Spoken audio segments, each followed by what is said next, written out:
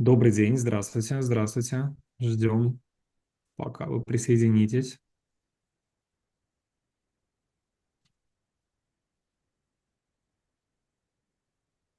Мгм.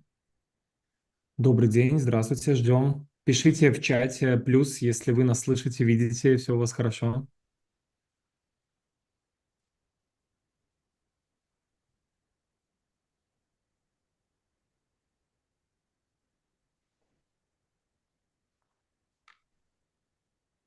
Плюс, отлично, Шалпан, здравствуйте, Николай, здравствуйте. Добрый день, супер, отлично. Хорошо, а мы будем тогда начинать. Еще будут присоединяться, думаю, наши коллеги. Я хотел бы представиться. Меня зовут Иван Сороковик, я руководитель образовательной онлайн-платформы «Склад». Безумно рад вас всех сегодня видеть на первом дне нашей международной онлайн-стажировки AI «Цифровая трансформация» в профессиональном образовании. Сегодня и все предстоящие дни мы с вами, как и педагоги, и как интересующиеся люди в искусственном интеллекте, в современных технологиях будем смотреть и изучать опыт других стран и опыт исследователей, их наработки по тому, как сегодня искусственный интеллект и нейросети продвигаются в профессиональном образовании, в образовании в целом. Я надеюсь, вам это будет очень интересно. Надеюсь, что вы получите максимум из этого. Чтобы максимум из этого получить, готовьте свои вопросы, потому что после каждого доклада у нас будет сессия вопросов и ответов. Вы сможете их задать и сможете получить ответы на свой вопрос. У нас планируется, не планируется, точнее, у нас 10 спикеров, планируется у нас 10 онлайн-встреч, и вы видите фотографии наших прекрасных выступающих на нашем мероприятии. Немножко расскажу о том, чем занимаемся мы, для тех, кто с нами столкнулся первый раз. Мы образовательная онлайн-платформа для международного сотрудничества, диалога профессионалов в сфере образования. Мы проводим международные стажировки, конференции, семинары, интенсивы, хакатоны в области образования, делаем онлайн-курсы также. Думаю, что многие из вас проходили и знают о наших курсах. И работаем мы с разными абсолютно регионами и странами, Европа, Азия, Америка, и выступаем в качестве информационных технических партнеров на самых различных мероприятиях. Мы немножко похвастаемся здесь. За последние 5 лет мы реализовали 32 проекта. С нами за это время познакомилось, и мы познакомились около 300 спикеров из разных стран, разработали 14 полноценных образовательных курсов для педагогов. Ну и вот уже движемся к отметке 44 тысячи участников наших мероприятий. Давайте с вами поговорим о том, как как у нас пройдет наша стажировка. Она включает в себя два этапа. Первый этап – это живые веб-сессии, то есть, собственно говоря, основная часть. Они будут длиться на протяжении сейчас вот день за днем с 23 по 25 число, и потом 28 апреля у нас будет еще два докладчика из колледжа из Китая. И вторая часть – это послестажировочное обучение. Вы получите эти веб-сессии в записи и будете самостоятельно их изучать. Если что, мы всегда на связи для того, чтобы вам помочь ответить на ваши вопросы. Программа у нас следующая. Я надеюсь, что вы изучили эту программу. Сегодня у нас первый день, 23 апреля. Сегодня начнет у нас Фабио Насимбени, он уже в зале, вы видите его, наверное, мы очень рады вас видеть еще раз. Это доктор философии в области информации и общества знаний, эксперт по развитию человеческого капитала в Европейском фонде обучения, агентстве Европейского Союза, который поддерживает соседние страны Европейского Союза в реформировании системы образования. И тема доклада будет «Искусственный интеллект в профессиональном образовании и обучении. Баланс между инновациями и инклюзией». Далее будет наш коллега из США, Дэниел С, доктор философии, будет рассказывать об образовании будущего, дилеммы и возможности искусственного интеллекта в профессиональном образовании. И закончит на сегодня Сонали Тамбускар, тоже доктор философии в области экономики, преподаватель в Нагпуре в Индии, будет рассказывать о роли цифровых технологий и искусственного интеллекта в революции профессионального образования и обучения. Следующие дни мы с вами, я думаю, можем и дальше посмотреть. Ну, можете посмотреть темы коротко, да, как выглядят, для того, чтобы понимать, где вы точно должны быть, потому что мы понимаем, что вы занятые люди, педагоги, и не всегда получается именно к этому времени прийти, но мы очень вас просим присутствовать на каждой встречи, потому что, ну, действительно, живое общение– это самое лучшее, что может быть на стажировке. Да, дальше мы видим третий день.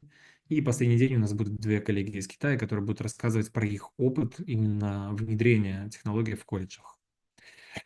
Дальше вся информация по сертификату за участие у вас уже есть на почте. Если что, пишите нам на рабочую почту edu@sobakasklad.me.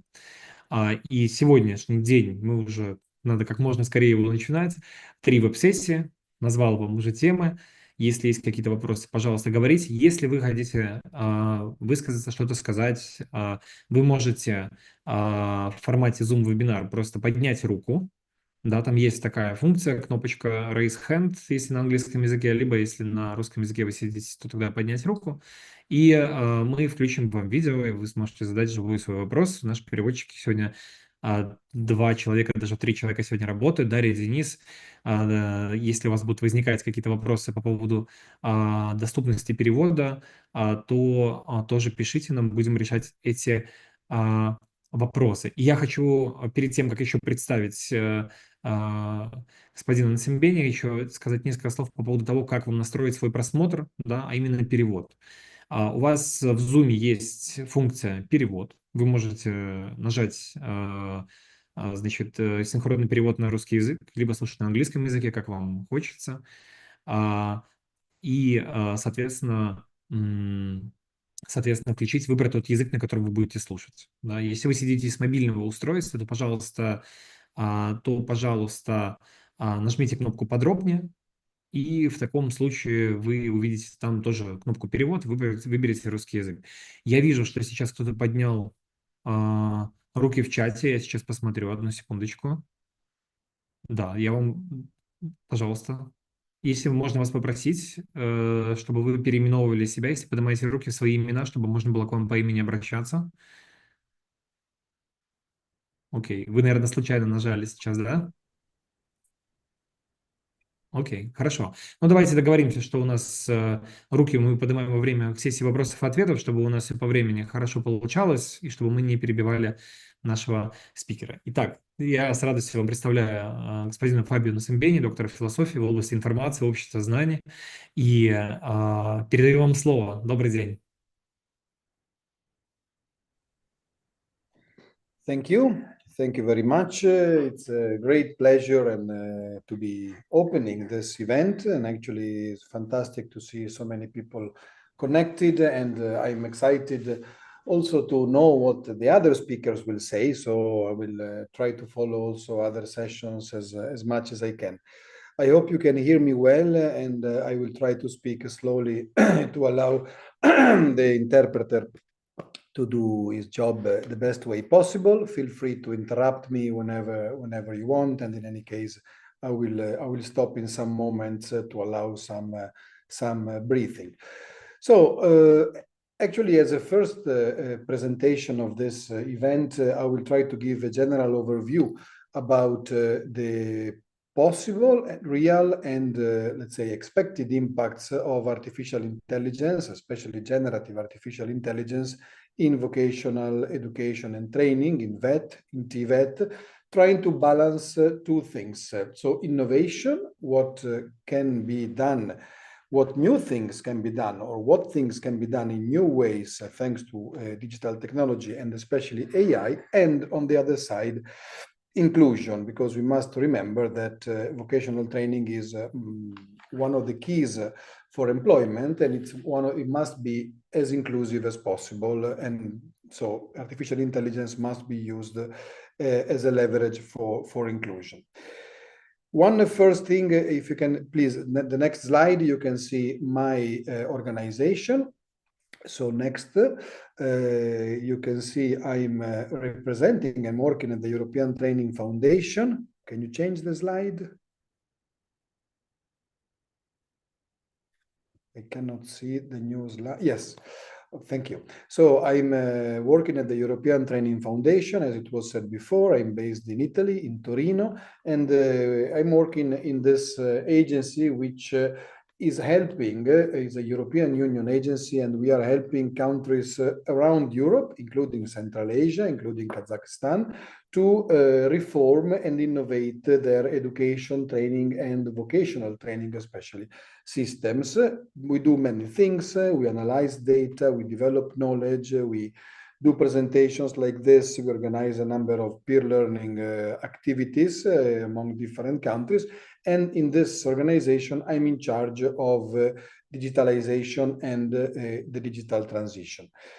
In the next slide, you can see that digitalization, the message here is that the digital transition is growing more and more as a central area of work for us. And here you can find the link to all the activities that we do in the field of digitalization, and a couple of examples. One is a publication on digital education policy, and one is, let's say, a framework that we're using to look at digital education in the field of vocational training, especially. I will go a bit more in detail later. Now, in the next slide, you see the first level that we work on artificial intelligence. We work on artificial intelligence, first of all, at the policy level. And here the message is that many countries are actually getting equipped with digital education, with artificial intelligence policies, either specific for education, like it is the case of Turkey. Turkey is an important country with a country with an important AI policy, or the case of Morocco, where you have a multi-stakeholder based set of recommendations on AI for education. So we follow, we monitor, and we advise countries on how to develop such human-centric policies on artificial intelligence. In the next slide, you find another link that corresponds to our work on artificial intelligence and on digitalization at the level of the vocational school. We are driving the movement of vocational excellence. You might have heard about centers of vocational excellence, which is an important concept that the European Union is putting forward, and we are working specifically on digitalization and artificial intelligence in schools of excellence. And finally, in the next slide, you see the last level we work at, and this is the level of the educators. So many of you, next please, many of you are teachers, trainers, and educators, you experts, practitioners, and you have an interest in artificial intelligence. And here you can see the link to our, what we call New Learning Club on teaching with artificial intelligence. This is a group of educators, more than 250 educators from all our partner countries that meet regularly to discuss the use of artificial intelligence in the classroom, in vocational settings, in on-the-job settings, in different education and training settings.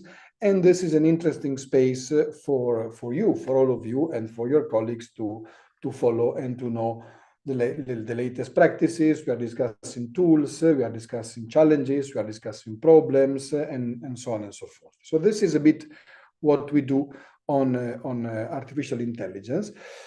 Then in the next slide, you see my attempt of focusing on where we are and where we think we are going. Next, please, in terms of artificial intelligence. And so here I will try to sketch quickly some messages on our position in the journey of this technology at the very moment. So in the next slide, you see a graph that basically can be applied to any digital technology, actually to any technology, where you see research and development that is growing and then is going down. You see adoption that is growing, and you have the early adopters, then you have the majority of users adopting a technology, and so on and so forth.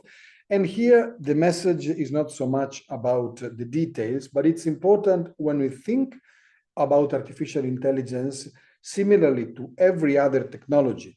It is important to know where we are in the development of this technology, in the, let's say, in the history of this technology. At the moment, for example, many people say that we are just at the beginning in terms of capacity of large language models and of AI, generative AI systems. So we should expect some important developments. And of course, we need to get ready for this. So it's not a technology that has reached its maturity. It is a technology that is growing in terms of potential impact and in terms of potential concern. So this is the first thing that we need to take into account.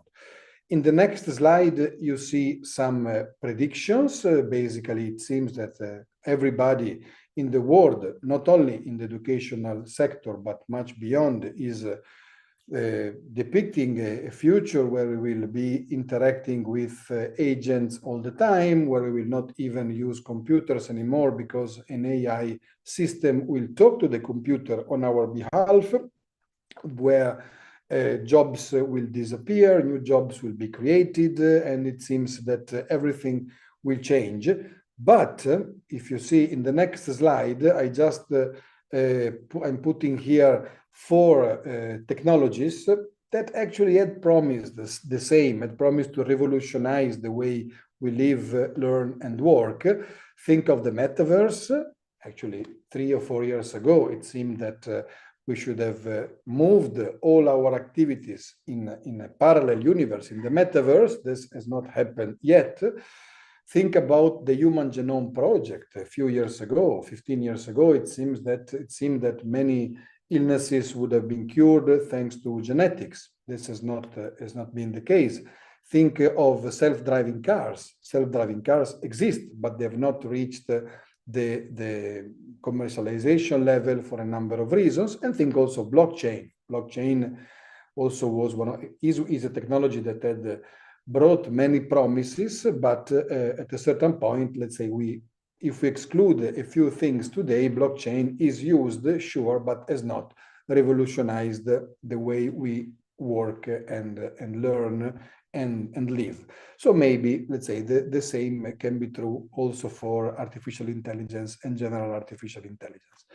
In the next slide, still, you see the investments and the kinds of investments that are currently being done on artificial intelligence. And especially this is a projection until 2030. And you see that one thing is sure, that AI and generative AI in education, in vocational training, and also beyond, especially in entertainment, but also in medicine, in many other fields, is at the moment a technology where a lot of investment is going, and that's the projection there is very, very much important. But of course, if these investments are typically from the private sector, we need also to start keeping in mind that the agenda of the AI systems is, of course, decided and designed by big tech and by private sector actors. Another thing to be kept in mind. In the next slide, you see a few data that we are collecting in terms of the impact of the possible impact of artificial intelligence on our jobs in our learning settings. So here you see a few data. Especially what is interesting is that the perception of the workforce in Europe, this is focused on the EU countries, that AI can do more or less half of their job. So there is this perception among the majority of workers that AI can help, that AI can automate a number of things. But if you look at the yellow data, you can see that the use of AI still, it's around 1/3, 1/5, and it is typically done for tasks that at the moment that are not really high added value tasks, at least for now. So again, we are probably in the beginning of this technology, in the infancy of this technology. Perceptions are starting to, let's say, grow in terms of importance of this technology, but we are still in the initial moments. What is important in the next slide, you see one suggestion on what is important, what we can do to follow this technology, because we are not IT developers. I mean, at least many of you are teachers and educators in your own fields, so it's difficult to really have an understanding of the developments and the future developments of AI. Here I suggest you three things that you could do to get a better understanding, not so much of what AI is and of on how AI works. For this, we have many short courses and videos that is not very complicated, but important to know where we are going, where we are and where we are going. So the first suggestion is to follow these meetups. These, you can go at that link and you can find the recordings of these meetups. These are meetings where companies, startups that are developing new AI products are meeting and discussing their novelties and their findings. And you will see, it is impressive to talk about, to hear about the language they use, to hear about the possible developments and the areas of application of these tools, apps, and technologies. So have a look there. There are many of these events. I know that the guys at Mindstone, the company that is organizing these meetups, is also interested in expanding in other regions. So if you want to host one of these meetups, you can get in touch with them or get in touch with me, and I can happily put you in touch with them. But it is important really to follow what is happening at the level of the startuppers, at the level of the companies that are driving the AI revolution nowadays.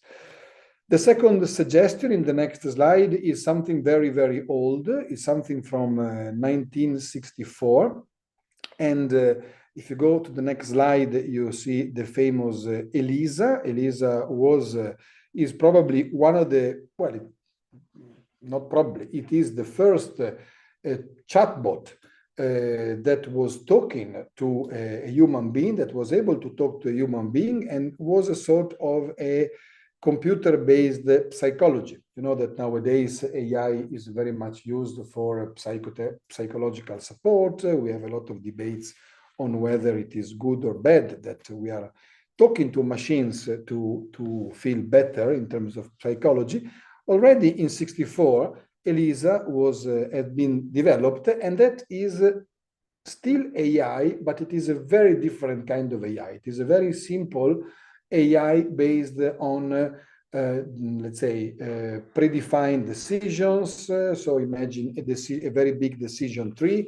If the person says something, you should respond this way, and then you go on and on and on, and you have a dialogue, a discussion. Have a look there. It's interesting to see where AI comes from, because you really get an understanding of, at the end of the day, of the fact that we are still talking about machines. We are still talking about calculations. We are still talking about mathematics. There is not really an understanding beyond what a machine can do.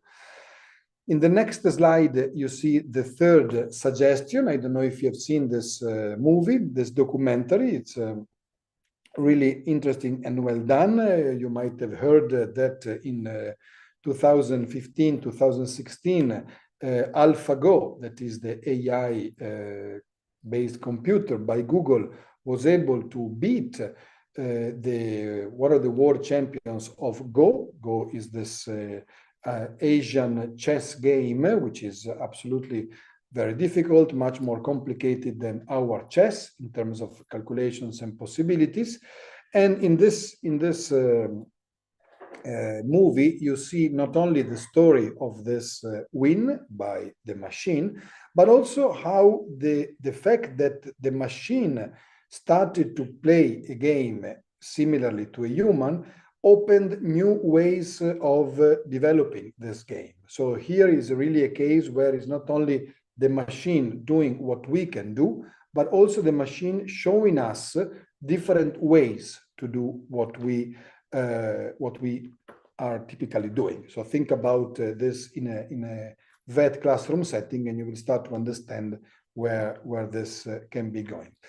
In the next slide, you see another example of the level of development that we have today. So this year, a college in the UK the David Game College, has announced and has actually started one course that is based completely on AI in terms of design, in terms of content production, and in terms of interaction with students, and in terms of assessment. So in this course, there are no teachers, there are no educators. Now, I don't think this will be the future. This is not the future we want, but this is more than an experiment, because we have people, students participating into this course where the teaching population is actually playing a facilitator role, is playing a mentoring role, is playing a support employability role, but the course is claimed to be totally based on an AI system. And this is quite interesting. I was in touch with the course leaders to try to understand how this is working, and they promised that some evaluation will take place soon. And then last example, you all know the Yale University. In the next slide, you can see the announcement that Yale, a few months ago, this was in August last year, announced a big investment, actually $150 million, to equip every single educator, trainer, teacher, student, and administrative staff in the university with an AI companion, with a GPT companion connected to the university management system, but also able to go on the web. So here the experiment is, let's think of an elite university. In this case, it is a very, let's say, a high-level university that is investing a lot and that is powering up, boosting the capacity of students, staff, and especially teaching population through the use of AI. This again started this year. It's still too early to have an understanding of what happened, but you can already see that this can be done by Yale, there's such an investment, but cannot be done by every school in the world. And so we see already some exclusion dynamic. If you can go to the next slide, I will then take a moment to breathe and to move to the next part of the presentation, and I will look into the marriage, into the liaison between artificial intelligence and vocational training. We know that artificial intelligence is very much debated and experimented in higher education. We had a couple of examples there by two higher education institutions, but of course in VET, that is our field today, is many things are happening as well, and I will try here to discuss a bit about this sort of marriage between AI and vocational training. If you go to the next slide, here the message is that generative AI is really everywhere. So this is a nice report. You should have a look. You have the link there on the right, that is analyzing the upcoming technology, including 6G, so the next internet, including very advanced immersive technology and metaverse-like technologies, including digital credentials, so technology applied to education. And actually, even if AI and in terms of learning companions and automatic tutors is one part, actually AI is everywhere. So even in terms of connectivity today, we have AI-based systems that are facilitating the best distribution of broadband. And so AI is not just a new technology, like we had in the past, many new developments. It is really something that is backing up a lot of new technological developments in the field of education. So I suggest you have a look at that report. It is produced by the Joint Research Center of the European Commission, and it's full of examples that can make you think about possible futures based on technology.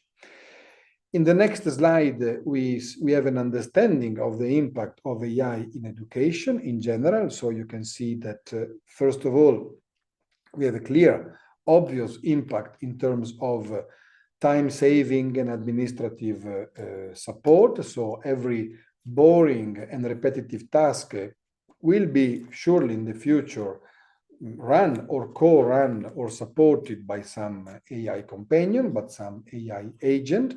But it's not only that. Actually, more and more AI tutors are appearing. So imagine a student that in the phone has an automatic tutor that is helping him every day, every moment, whenever the student wants to follow what he has to do, to solve problems in case the student has not learned and something, and so on and so forth.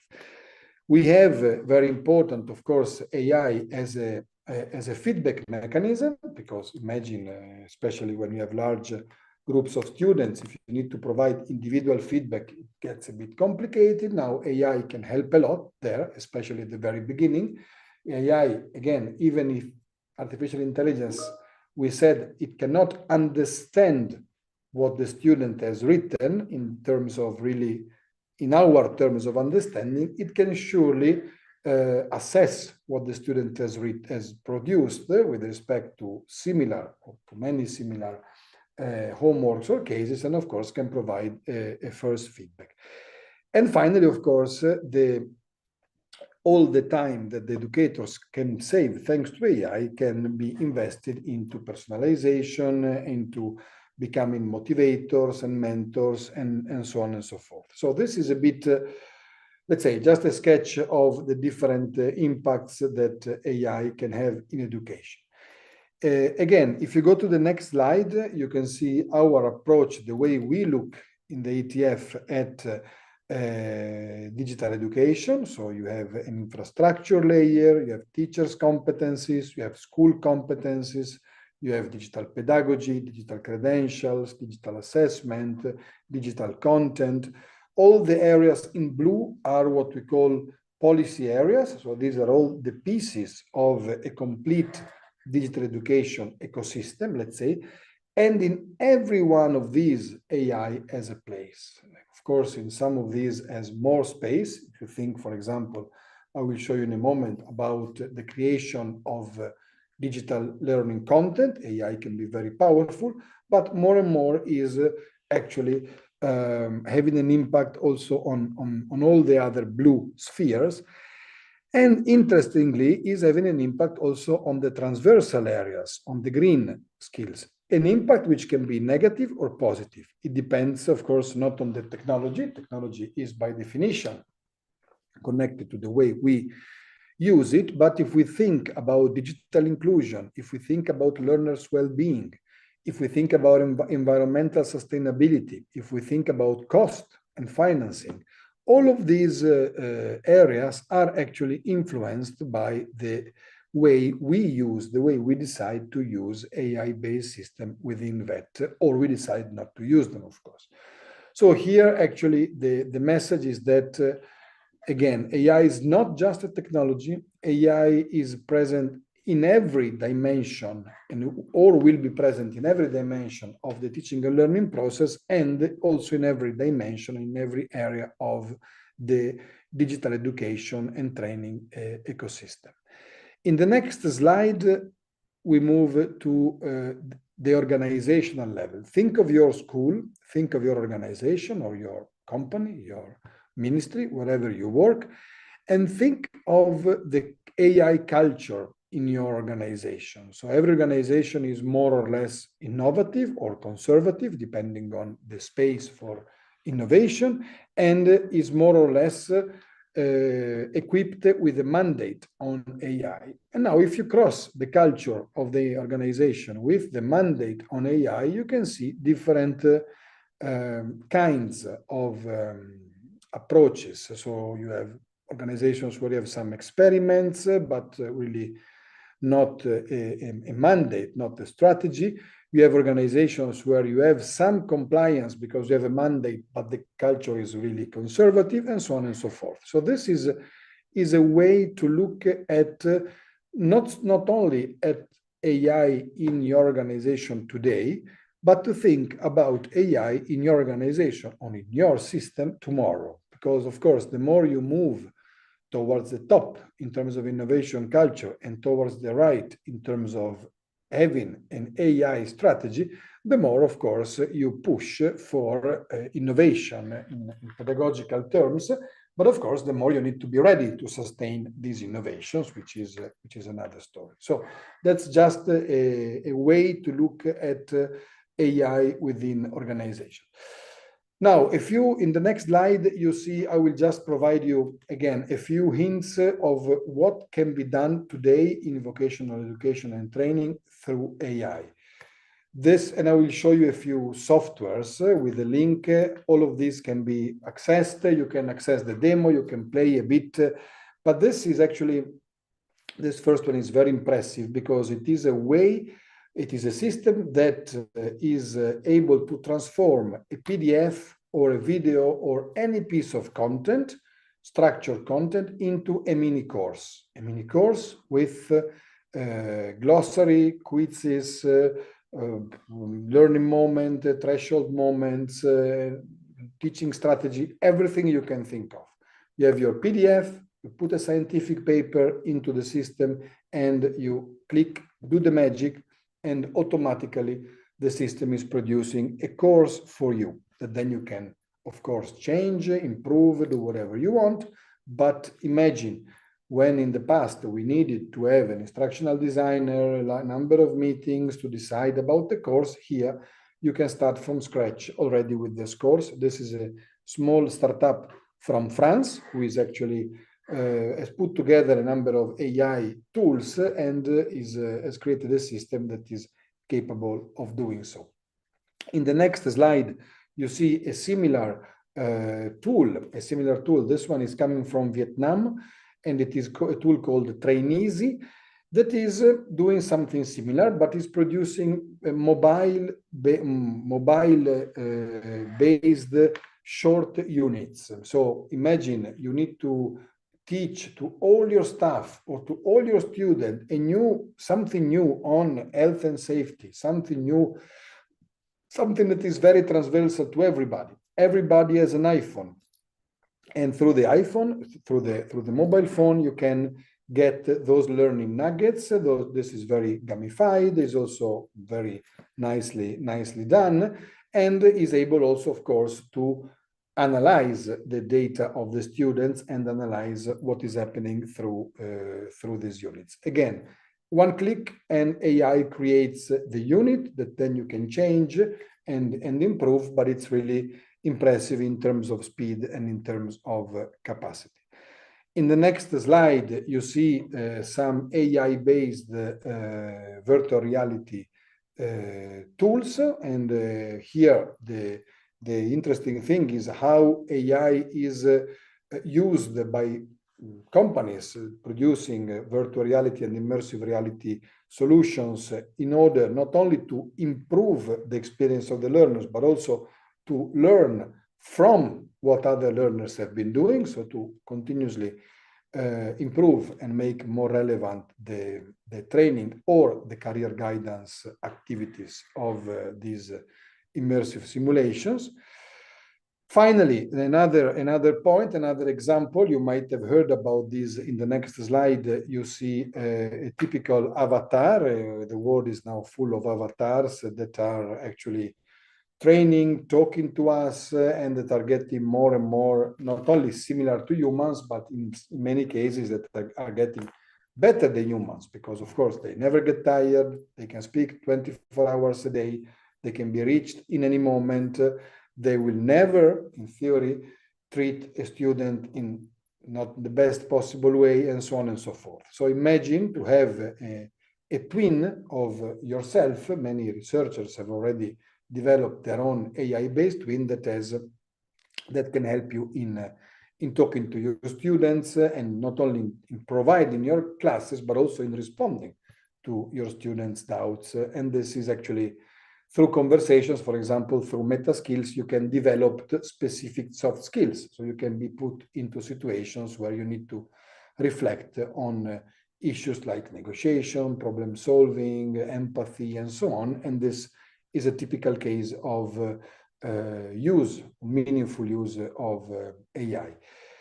Last point, we are seeing more and more in the next slide that AI-based systems are used also for job matchmaking, skills and job matchmaking. So, for example, Skill Lab is a quite known organization that is using AI to continuously look for jobs online, connect these jobs with skills and competencies, and look in databases of people searching for a job or people that have subscribed to the system for those specific competencies, but not only looking for the perfect match, but also making suggestions based on AI on what is missing for a specific person or specific learner in order to get that job. So let's say it's really a 360 degrees system that can actually help and is actually helping many people to find relevant jobs thanks to the AI.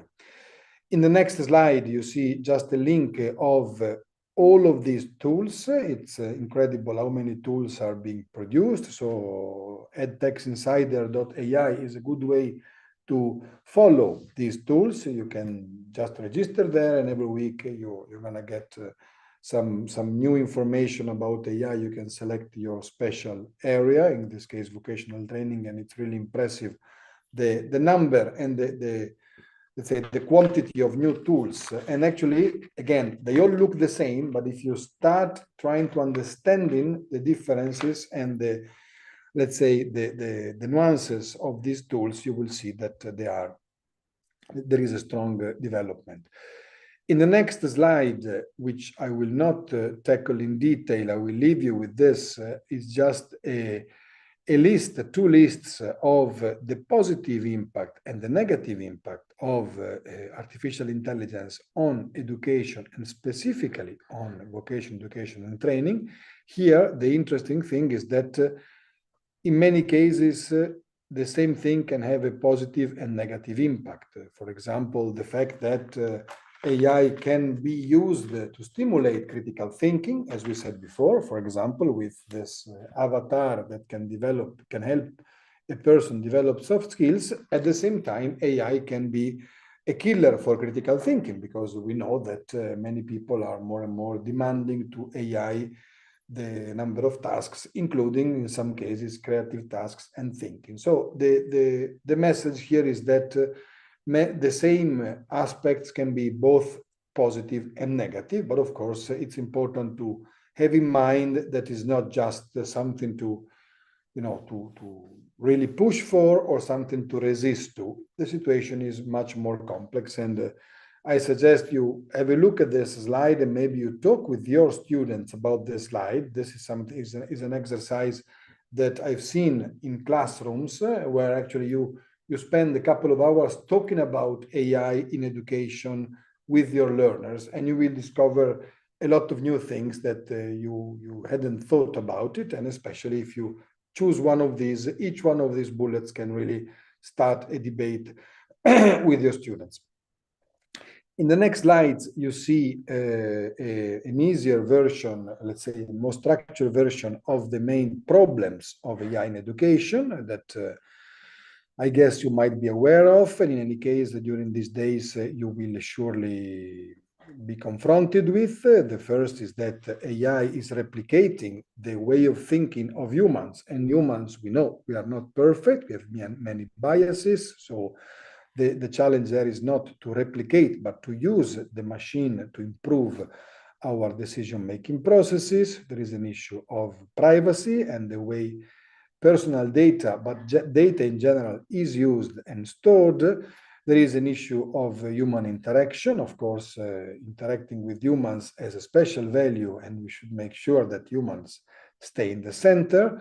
There is an issue of loss of job. There is an issue of over-dependence of technology. So the more and more we will delegate tasks, we will automatically unlearn to do these things. So more or less like the calculator. So it's not bad per se, but still there is an issue there. There is an issue of cost. There is an issue of ethical issues, meaning who should decide about what a AI-based system is able or should be able to do.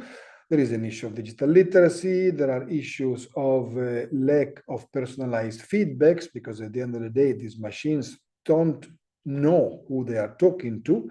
And of course, there is an issue of accessibility, because not everybody has the resources that Yale has, and not everybody can afford such investments. And so we risk to have a situation where half of the world is empowered by AI and half of the world is lagging behind. In the next slide, after these problems, we already start to see some solutions. And here I'm putting just two solutions that I really suggest you look at, especially if we think about AI and digital inclusion. So AI can be a leverage for inclusion, a lever for example, a leverage for, if you think about dyslexic persons, imagine a software that is able to change the way a text is written so that it is understood by a person with cognitive disability. That's fantastic. But imagine that one school cannot have access to that software. So automatically you create a divide. Now, there are a few things, and here I just propose to you a couple of these things. The first is the digital equity framework. That is a way to look at education intervention from a digital equity point of view. And again, feel free to get lost in this in these websites where you can find a lot of explanations and a lot of tools. And the second is quite known, is the UDL, Universal Design for Learning Guidelines, that basically say that you should be inclusive in designing your learning experience from the very beginning of your work. I'm almost done. I have just four very quick messages. In the next slide, you see the main messages that are coming out from our work on AI and that I would like to share with you.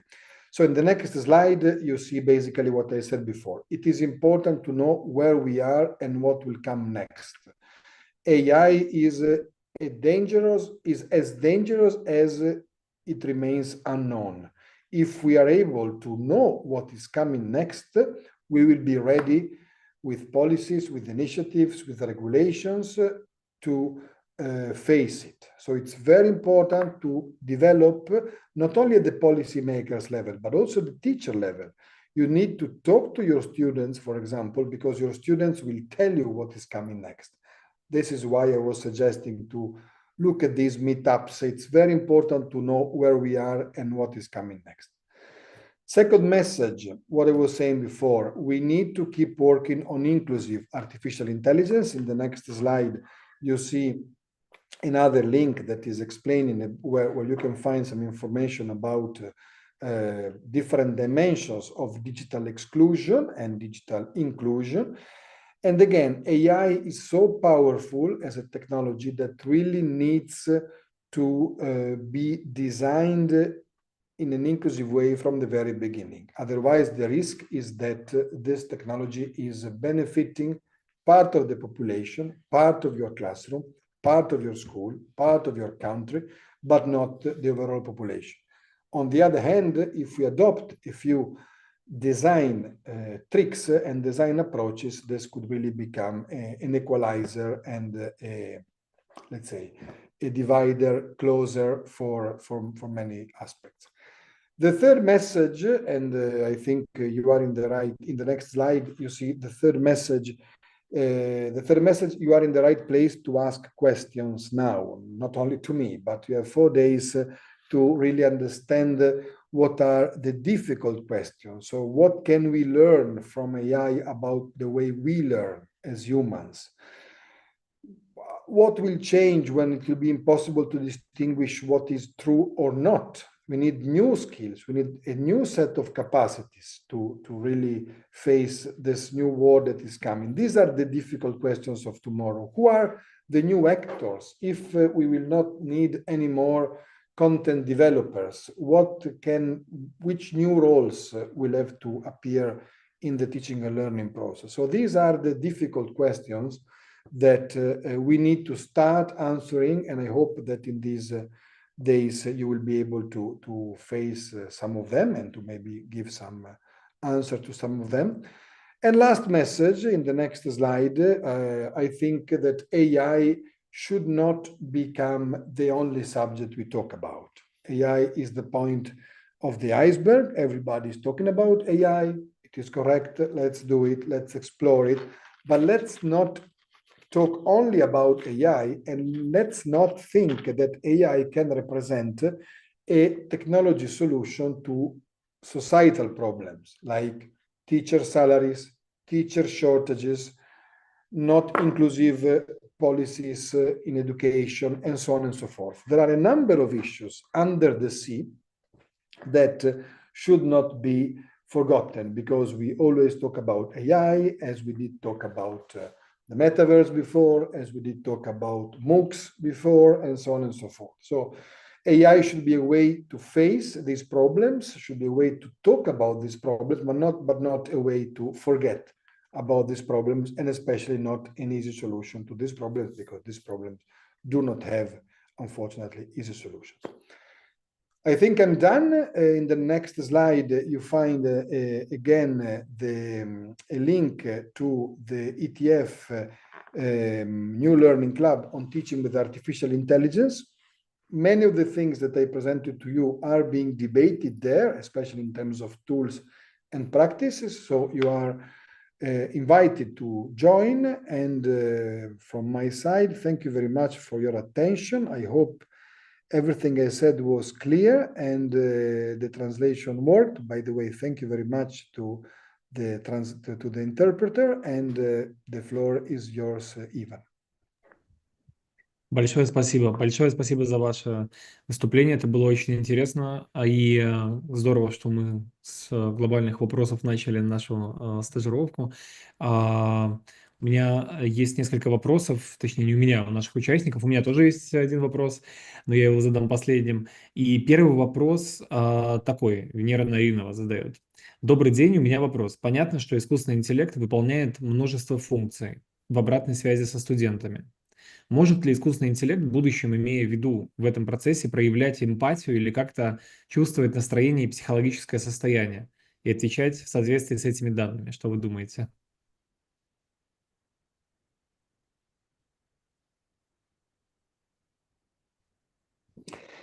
Well, I think it is possible. AI can reach some approximation of an understanding of, let's say, feelings, or at least the status of a person. But I would like to ask another question. Do we want AI to be the only, in a classroom, the only tool that should be deciding what to do depending on a student emotion?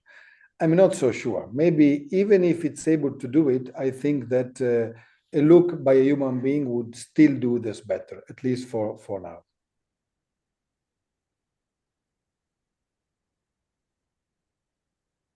Окей, спасибо большое.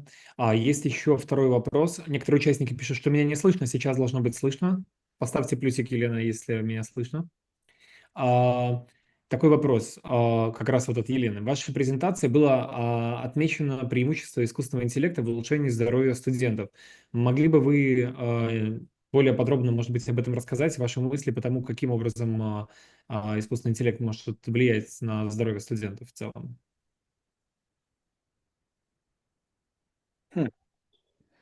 Well, this is one of those issues where the impact can be both positive and negative. But on the positive side,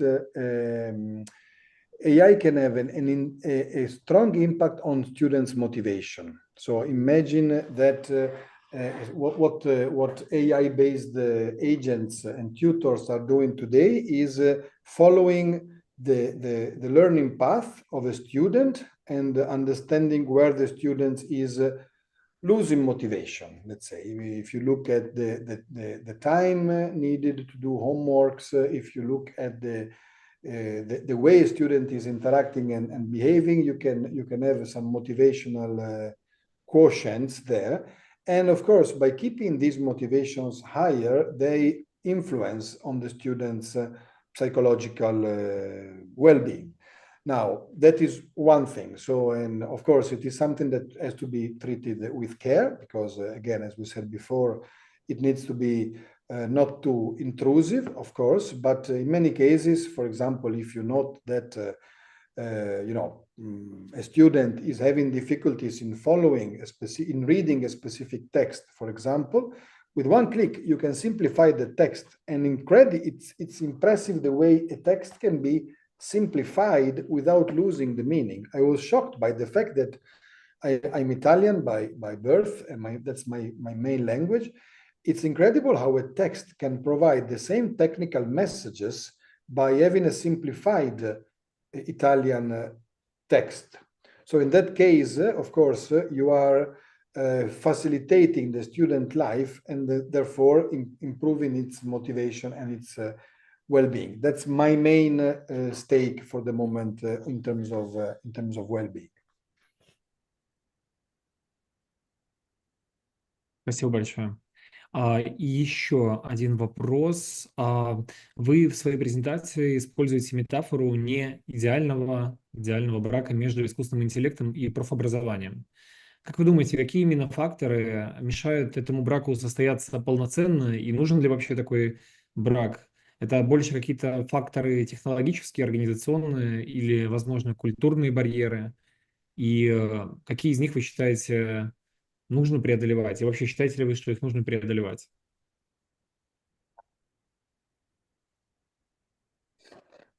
So I think, first of all, as in every transversal and horizontal technological development, these factors are many. Actually, you mentioned them. There is an organizational factor for sure, because if you will free some time of teachers, at the same time, you need to provide new roles for teachers, maybe new roles in management.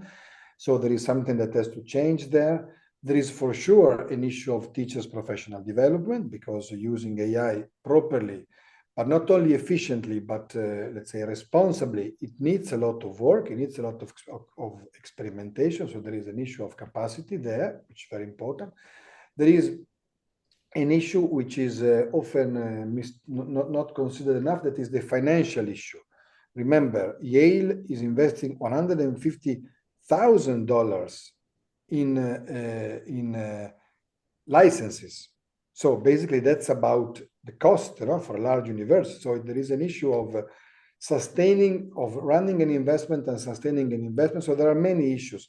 And in how to cope with this difficult marriage? Well, first of all, every marriage is difficult by definition. It's a beautiful choice, beautiful decision you make. But when you decide to get married, you know, because we've seen other marriages that could become difficult. And for me, the trick to make it work is to realize from the very beginning that the technology will change. So the concept of digital inclusion, for example, the concept of pedagogical innovation will change. Pedagogical innovation is something different today with the tools that I've been showing than yesterday, where you had fantastic tools, but where you needed a lot of time to make them work. So it was not possible. So to me, the trick is to be able to accept the change of your partner in this metaphor, and at the same time to be ready to change yourself, because it's not possible. It's very difficult to say, okay, I want to embrace AI. I want all my students to be AI proof for the jobs of the future, but I don't want to change my management structure. Something must change. So you must be ready to put yourself into I would say, in a critical position to really embrace it completely. But it's very complicated. And actually, to tell you the truth, I've seen many schools that are adopting AI at the level of department or at the level of groups of teachers, but it's really hard, or at least I haven't found many schools that have an AI strategy for pedagogical use, especially working transversely for the whole organization. I've seen some universities, and I can tell you that the strategy is not working, but they have a strategy. But in terms of vet schools, we are not there yet, I would say. But okay, we are moving. Окей. Спасибо большое. Вот еще один вопрос. Правильно ли я понимаю, что на сегодняшний день рамки и правила использования искусственного интеллекта регламентируются только на уровне каждой страны и учреждения, или все же существуют какие-то глобальные регламенты?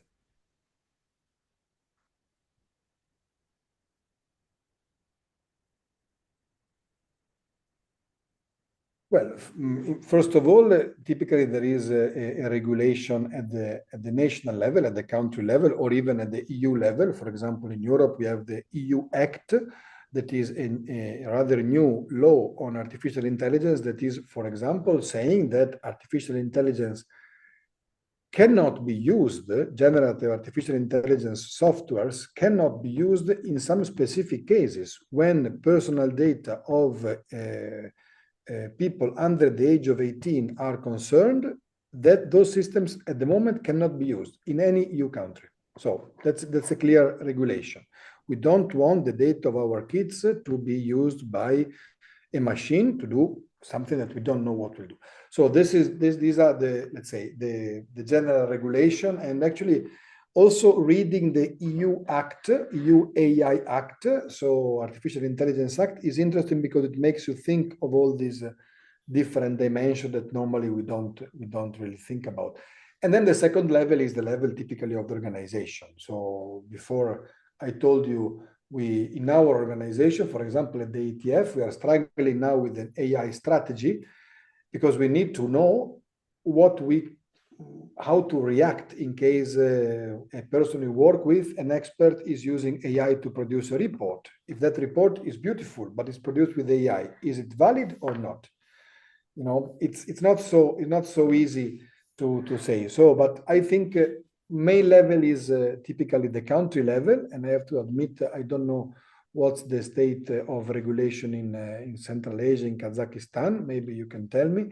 But then there is also always a second level of adoption at the school level, typically to foster the use of AI.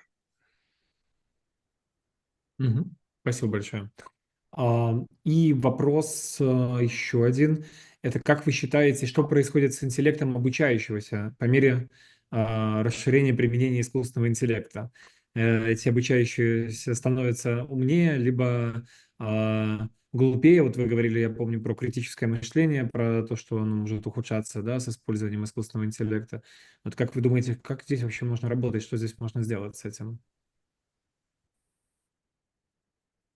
Well, I think it depends. It depends a lot on the way we use AI. So if we use AI as a way to do things faster without thinking too much about the process, so if we are letting go the fact that we are using AI, you know, to get a literature review quick and dirty, and then we just intervene at the very end, there we might have a problem because really the process, the learning process, is a slow and constructivist process. On the other hand, AI can be used to stimulate creativity, can be used to make students think about things that they wouldn't think about without AI. So AI can be used as a way, as a tool to ask questions to the students. So the typical advice I give to educators is use AI to ask difficult questions to your students, critical questions to your students on any field. They're not on the field they are studying. The critical questions that should make them think, because this is really something that AI can do very well, instead of using AI to provide easy solution. And this is a way for students to understand the AI as a critical companion and as a way, as a tool that can instill new ways of doing things, and not as an easy solution to the classical problem of getting a good mark. So again, I think it's 90% on the orchestrator of the learning, that is the structure, that is the educator again.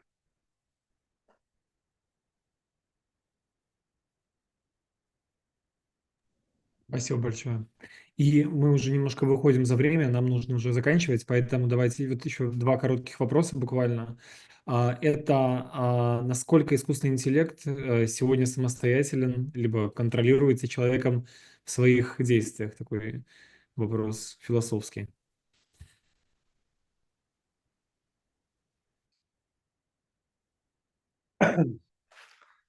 Well, again, it depends. I suggest you search for some writing or even for some videos by a philosopher, an Italian philosopher. Actually, he is working at Yale, by the way.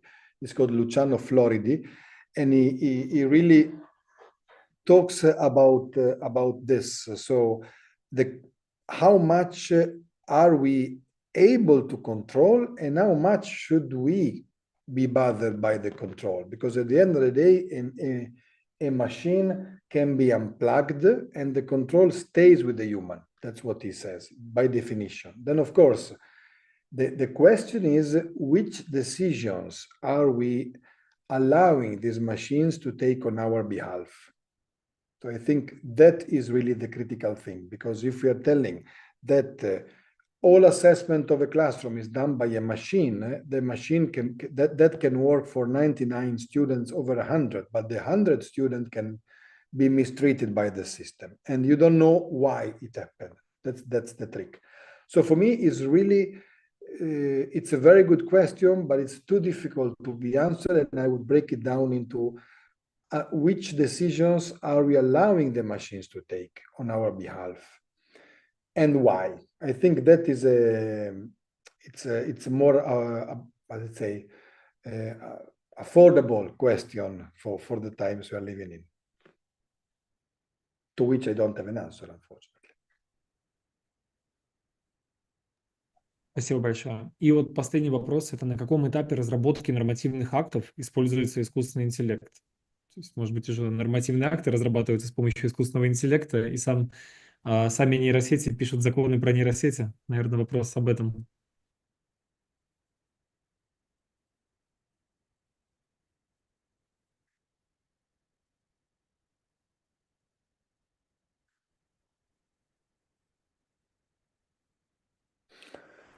You mean I don't know. You mean public regulations and policies? Да, имеется в виду разработка именно нормативных актов, Тут не указано в вопросе точно, но написано, на каком этапе разработки нормативных актов используется искусственный интеллект. То есть как-то... Yeah. I have to say, well, for sure, AI can help there. One thing that AI can really do is when you have an idea, for example, for a policy, when you have a policy objective, AI can give you many ways and sometimes ways that you haven't thought about to reach that objective. But then again, writing a policy is something that is, for me, very delicate, and it shouldn't be left fully to AI. But I have to say, this is a very intriguing question. I don't have an answer, but I will look. I think exactly. It's informally. I think this is happening all the time, and it can be also very useful. But formally, I'm not so sure that anybody will confirm this.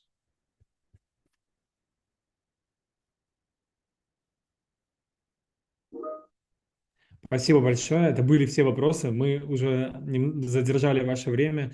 И еще раз вам большое спасибо за ваше присутствие сегодня, за ваш доклад, и за ваш рассказ, ответы на вопросы. И мы будем рады, если вы останетесь сегодня с нами и будете участвовать в следующих днях нашей стажировки. Здесь будем рады вас видеть. Спасибо большое. Thank you. Thank you very much. Спасибо. Так, теперь мы с вами переходим к нашему следующему спикеру. Он уже здесь. Здравствуйте, Дэниел, добрый день. Я надеюсь, что вы нас слышите, перевод на английский язык. Мы будем сейчас в темпе Yes. представляться, Good потому что morning, good знаем, что afternoon, начали good evening. немножко позже, чем планировали.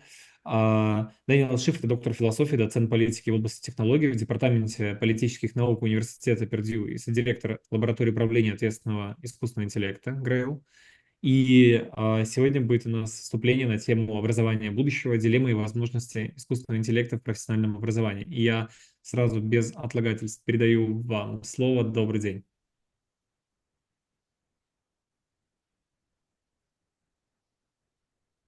Wonderful. Well, good to see everyone. Let me know if you can hear and understand me correctly.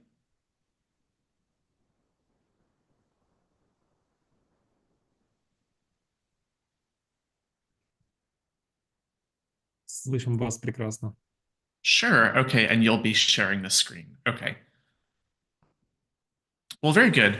Well, happy to be with you all today. Thank you for the invitation. Fabio, really enjoyed your talk. I think a lot of our comments and thoughts will resonate, and hopefully I can fill in some pieces, questions that people didn't get a chance to answer.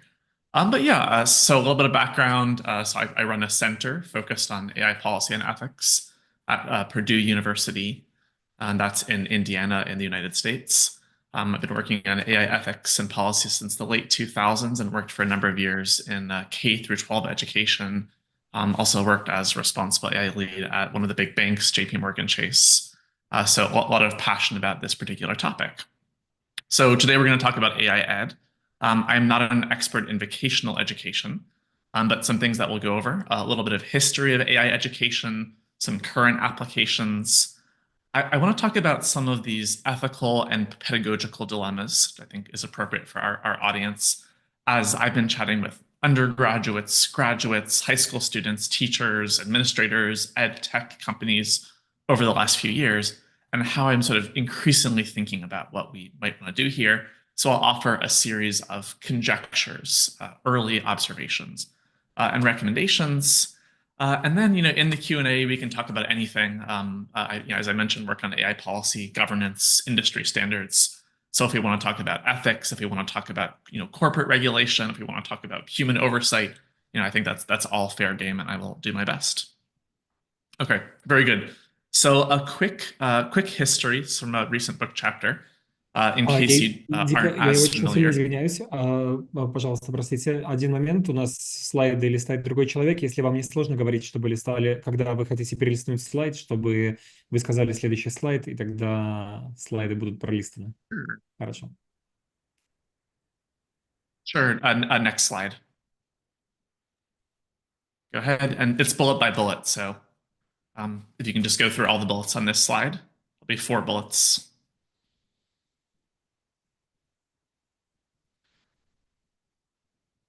Yeah, so I'll just lay that up for a second. This is just our agenda for today. Okay, next slide.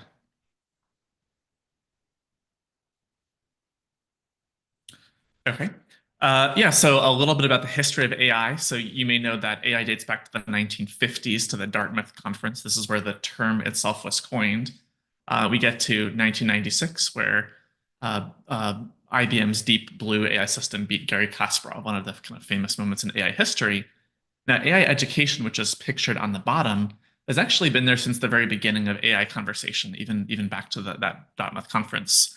So we started with different kind of terminology, computer-assisted instruction, intelligent tutoring systems. I'll talk about those in a bit. In the 1990s, we get the formation of the AI and Education Society, which is still around. I guess advance a little bit. I'm not sure if there's a picture there or not. So one of the things we'll talk about is intelligent tutoring systems, and this has kind of been the holy grail of AI education. The idea here is essentially a virtual teacher or a virtual tutor.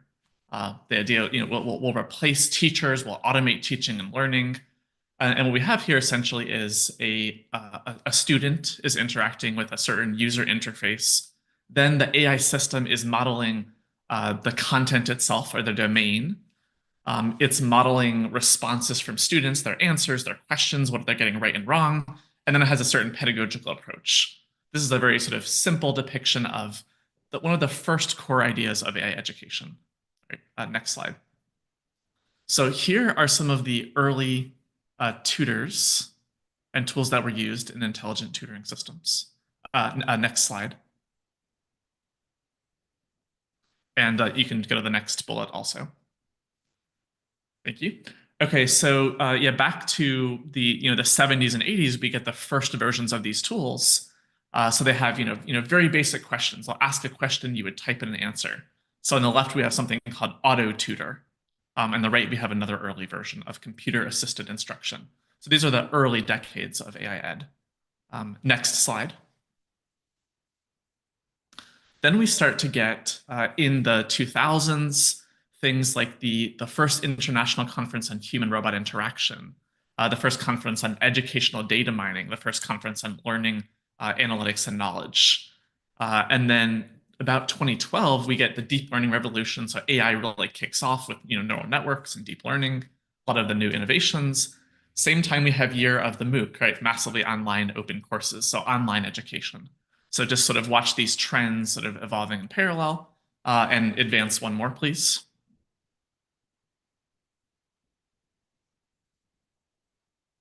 Thank you. So we have another couple of milestones. So DeepMind, one of the big AI companies, defeated the world champion in Go.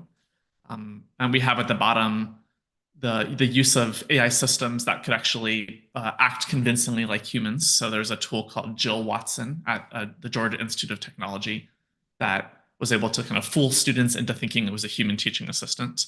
And only around sort of 2018 do we start to get much of an AI ethics conversation. So there's establishment of the Institute for Ethical AI in Education. And meanwhile, we're getting huge education technology investment, tens of billions, over $100 billion in ed tech companies. And now we have these generative AI models and people are talking about advanced AI capabilities. So that's sort of what's pictured on the top. Okay, next slide. All right, so what does this look like today, AI ed? It might look like this. This might be the kind of thing you see in your classroom. Meet your AI assistant for education, Copilot. So it has things here like, tell me the latest findings of the nation's education report card in 5 paragraphs. Write a grant proposal to take 10th graders to a college fair. Make a syllabus template for a college level course. What's a good joke to start my 6th grade math class? So this is Microsoft trying to promote the different uses that one might have with this sort of chatbot interface that we've all become familiar with. But check the next slide. And the ecosystem is quite a bit more complicated, right? So we have dozens, hundreds of different tools, coding tools, language learning tools, assessment and credentialing, mental health. We now have an ecosystem of tools that are trying to detect if people are using AI and then to bypass those detectors. So it's become a very complex landscape to navigate to figure out what tools to use, what are good, what are the implications of them. Okay, next slide. So what else are we seeing here? On the left, we have an article about AI being used to determine which students are at risk of dropout. So who's at risk of dropping out of school? But there were some issues with this particular prediction, which caused a little scandal. That's from, I think, last year. On the right side, here in the US, people are using AI for things like weapons safety. So we're not just talking about teaching and learning here, right? We're talking about administrative management procedures. That's something to think about, even if we're sort of teaching and learning focused. Next slide. And you can pop up sort of both. Thank you. So, where else are we now? So I started in about 2018, kind of writing about, what would happen when AI education, which was really a field of computer science, what happens when they stop just doing kind of pilot studies and this really goes into the real world, into classrooms en masse. So we've now started to see people think about, what happens in real world settings. And on the right side, I think we talked about in the last panel, there's a big focus on things like AI literacy. What skills do people need to know? What attitudes do they need to have? These are things we're trying to figure out. Next slide. Great. And yet we have these sort of contradictory takes or findings, so both optimism and concern. So on the left side, we have a very classic AI education study. Hey, using ChatGPT could produce learning gains equivalent to human teachers. This is a very traditional study that people would do when studying intelligent tutoring systems. On the right side, we have a study that showed that they injected 100% AI submissions into 5 university modules and found that 94% of the submissions were undetected, and there was an 83% chance they would outperform the average human submission. So kind of mass possibility for cheating or misconduct. So both of these at the same time. Next slide. And then we have debates here, like, is AI boosting our creativity or is it harming our creativity? These 2 research studies came out a few months of each other. On the left side, let's see. Thank you. We have one article showing it's hurting creativity. On the other side, we have an article saying it's helping creativity.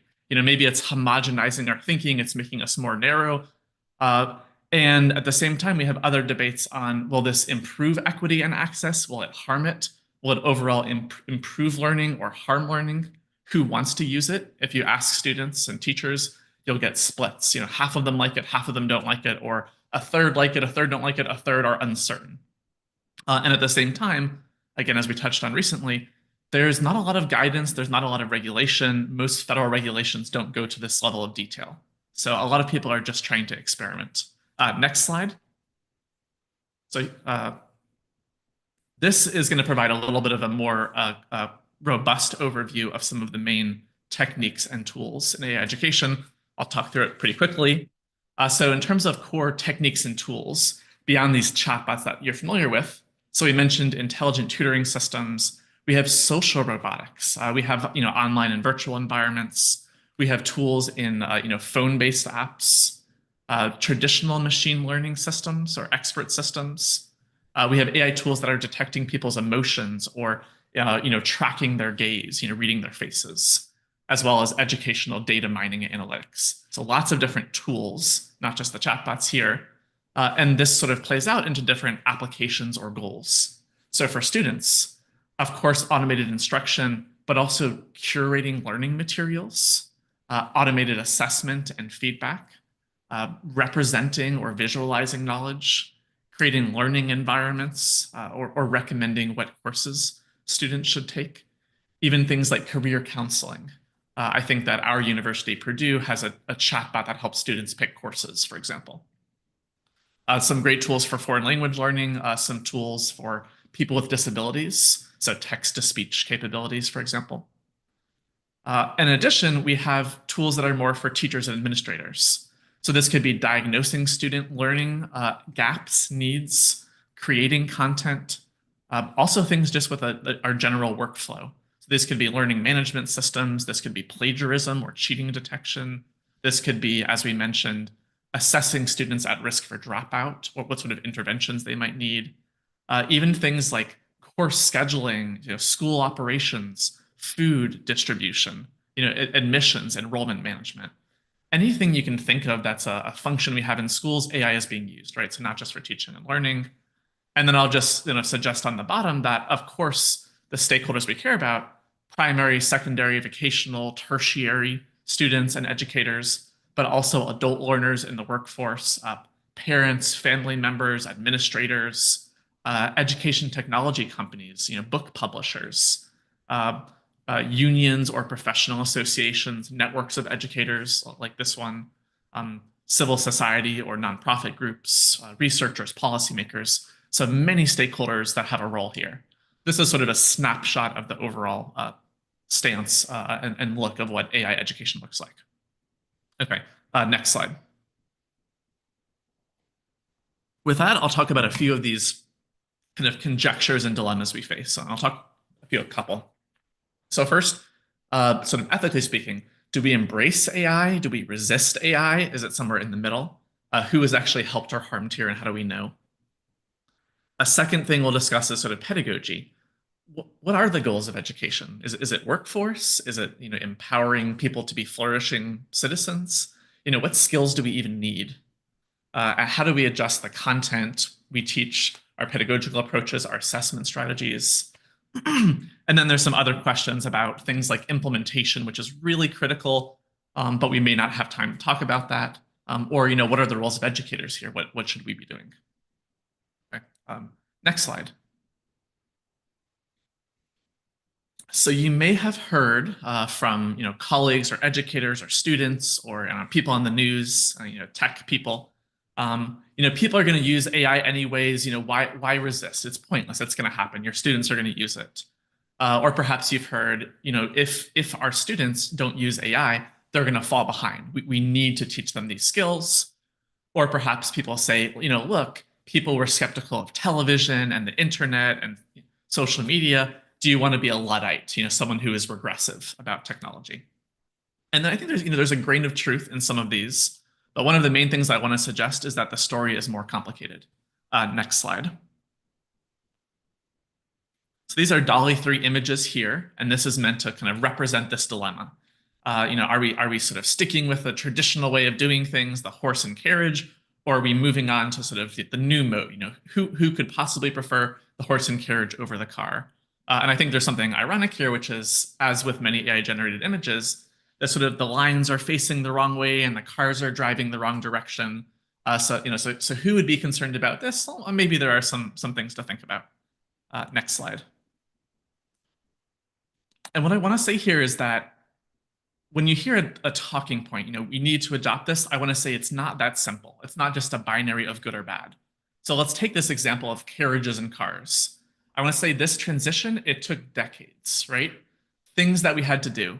We had to develop civil infrastructure, roads, traffic signals, parking, gas stations, safety measures, seatbelts, airbags, inspection procedures, speed limits, technological advancements, engine improvements, fuel technology, whole sets of regulatory frameworks and agencies at different levels: licensing, registration, insurance, safety testing, driver's education, professional training, traffic laws, liability, environmental protection rules. We redesigned our cities, right? We did zoning changes. It changed the structure of our economy. It changed labor. It changed globalization and supply chains. So when we're thinking about, what's better, a horse-drawn carriage or a car, it's not just we pick AI and AI is better and faster. It's really complicated how to actually roll this out and build it well. And it's something that could take a long time and a lot of work. That's kind of a first point I want to make. All right, next slide. So this is a question of who is helped or harmed. And there's long been discussion in education technology and online learning. Maybe we can differentiate. We can sort of target every student's individual needs. We could scale this to anyone in the world and it'll be very cheap to do. We can expand access to students who don't have access to good schools or teachers. And perhaps, and there is some research that suggests that AI tools actually, they close performance gaps. So people at the bottom kind of get more boost than people at the top. So that would sort of close these gaps. But there's also research that shows the opposite, which is to say people at the top use the tools more and increase the gaps. Next slide. So this is just one example. This was a survey done of usage by students and parents by, in the US, their race, their education level, their income level here. And if you pop forward one, I think you'll see a little red rectangle here. You advance. Thanks. So, one of the things I noticed here is that when you look at uses like writing a document, synthesizing information, brainstorming ideas, what we're seeing here is statistically significant differences between people with college degrees and people without college degrees. So this is, some evidence to me, for example, that we might see exacerbation of unequal access or unequal gains from AI. So just because this is a cool tool that can expand access doesn't mean it necessarily will. Next slide.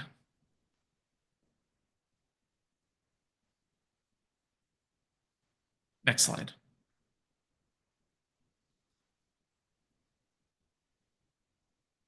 Thank you. Okay, so again, I want to say the story about equity is not that simple. I suggested that some of the early research has sort of the competing conclusions.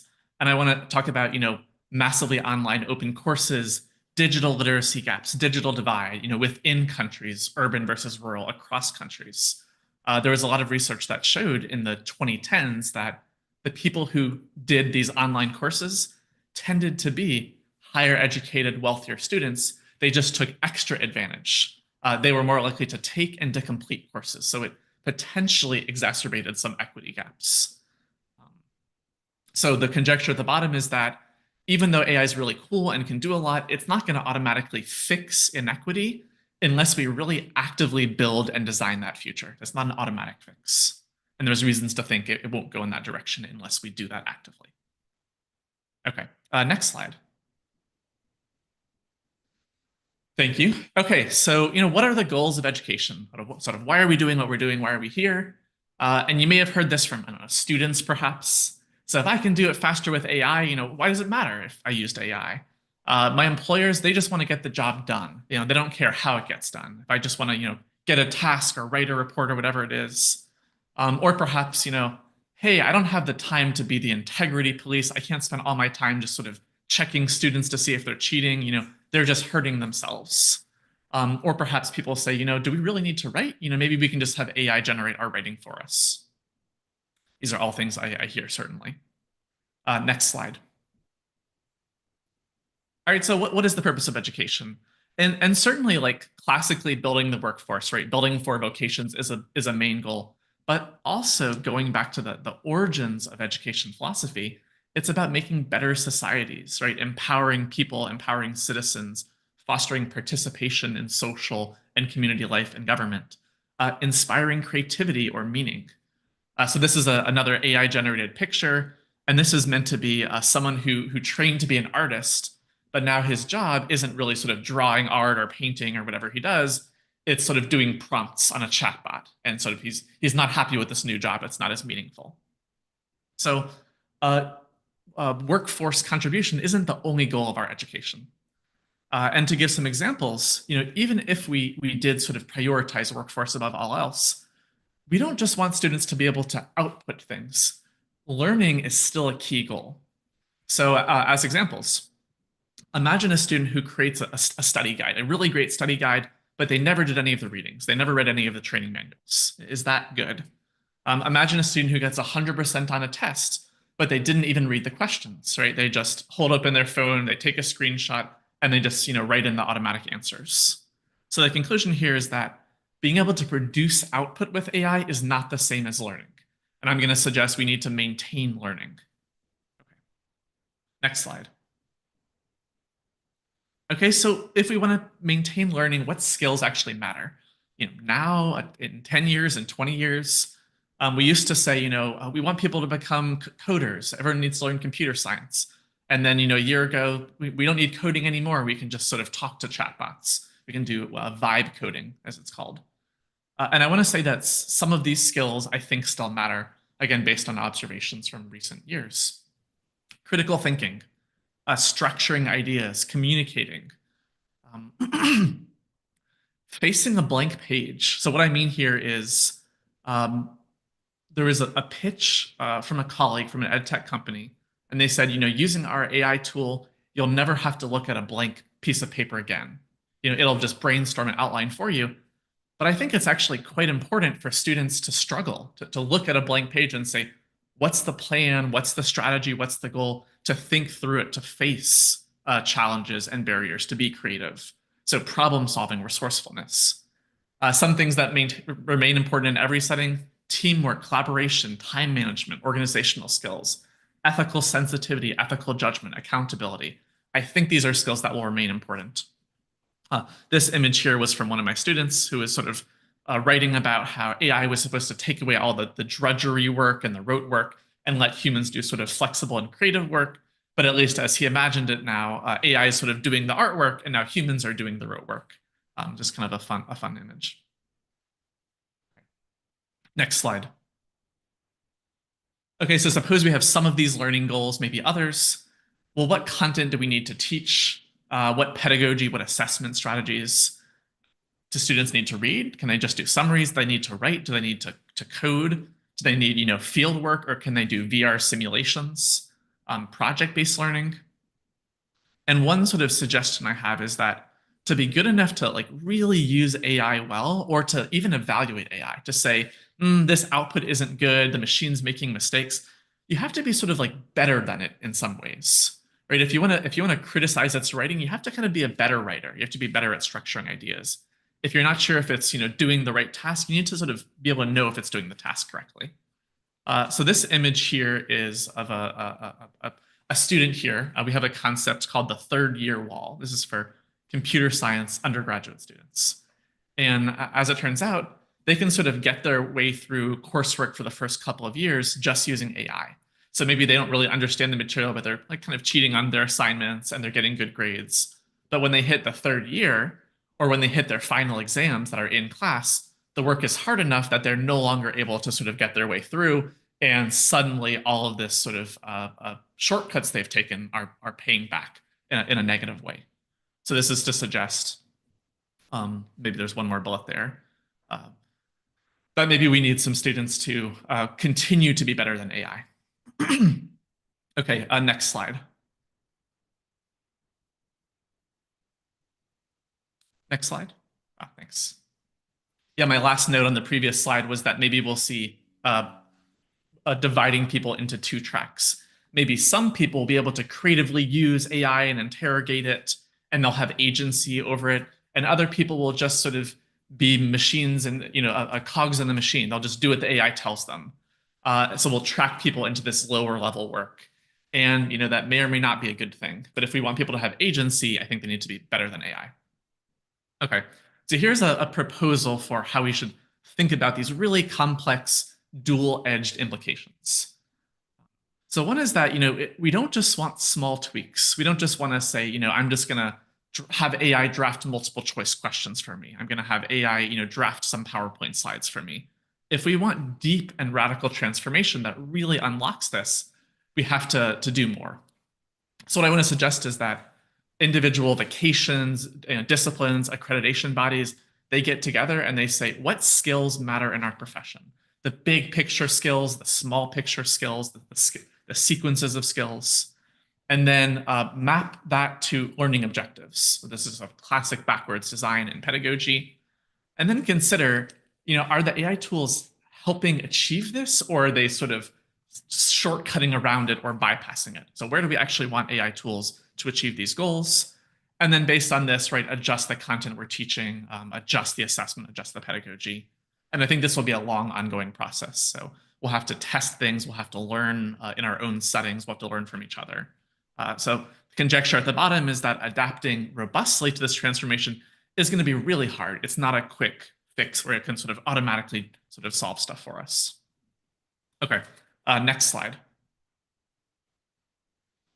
Just to summarize these conjectures again, one is we should think beyond binaries. It's not just like AI is good or bad. It's much more detailed than that.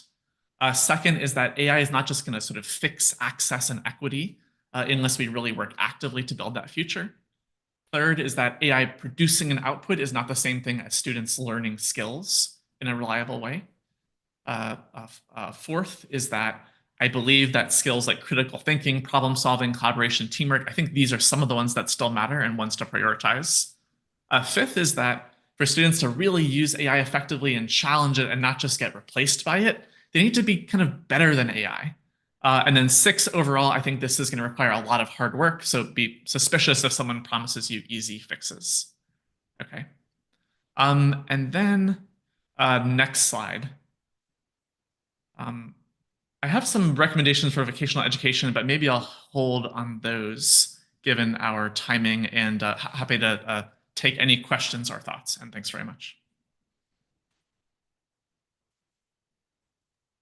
Большое спасибо, Дэниел, большое спасибо. Это было интересно послушать. У нас, конечно, есть вопросы. И первый из этих вопросов следующий, такой достаточно долгий вопрос. Вы говорите, что внедрение AI ED не исправит неравенство, если мы сами не будем проектировать справедливое будущее. Вот вопрос, какие шаги, по вашему мнению, могут предпринять преподаватели, колледжи уже сейчас, чтобы минимизировать цифровой разрыв между сильными и слабыми студентами в условиях повсеместного внедрения искусственного интеллекта?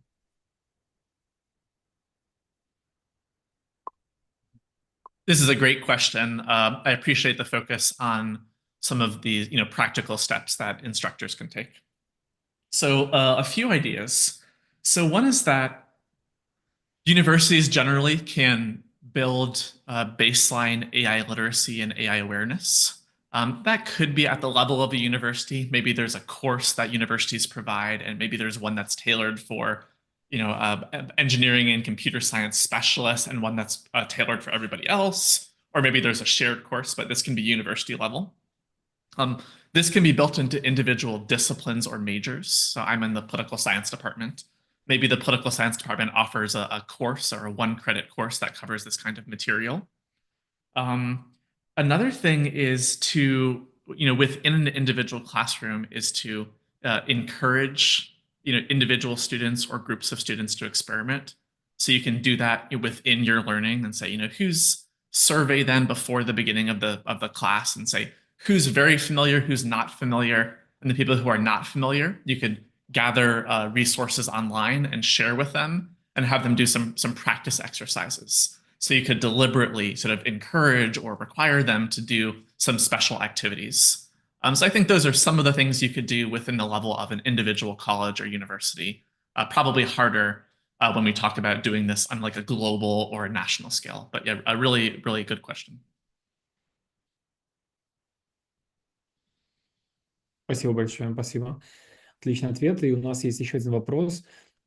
Пишет тут Канат. Источником знаний для обучающихся являются лекции преподавателя, утвержденные рекомендованные учебники и пособия, интернет, сегодня искусственный интеллект и другое.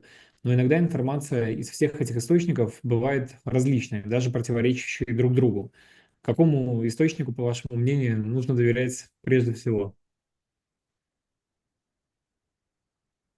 This is such a great question. So this is a foundational component of media literacy and digital literacy. And I think one thing your question raises is this trend that we may be seeing where are students going into the databases and the manuals and looking up the details, or do they go to the automated Google chatbot response? And is that the ground truth? So I think maybe some principles from media literacy can help us here. One of them is to be wary of things that confirm your biases, things that trigger your emotions. So if you hear something and it's too convenient and helpful and it angers you, you think about what is the content doing here? You also think about the source. Is this something that has been sort of shown to be reliable, or that we know there are errors and limitations? So we now know, and hopefully we're all teaching our students, that there's mass concerns with AI, lack of reliability, hallucinations, biases. It can be quite good and really impressive, but we know just as a whole, it's not the best place for ground truth. So a source, kind of emotion and bias detection. And then the third one, very common for media literacy, is to check multiple sources. If you have a chatbot answer and it gives you some citations, go to those citations. Are those high quality academic sources or government or think tank sources? So check multiple, see if they contradict each other. And I think these kinds of information literacy skills are things we should definitely be teaching students, in part so that they're not over-reliant on AI answers. Спасибо большое. Еще один вопрос. Как вы как преподаватель оцениваете работы студентов, которые выполнены с помощью искусственного интеллекта? Каким образом вы оцениваете эти работы?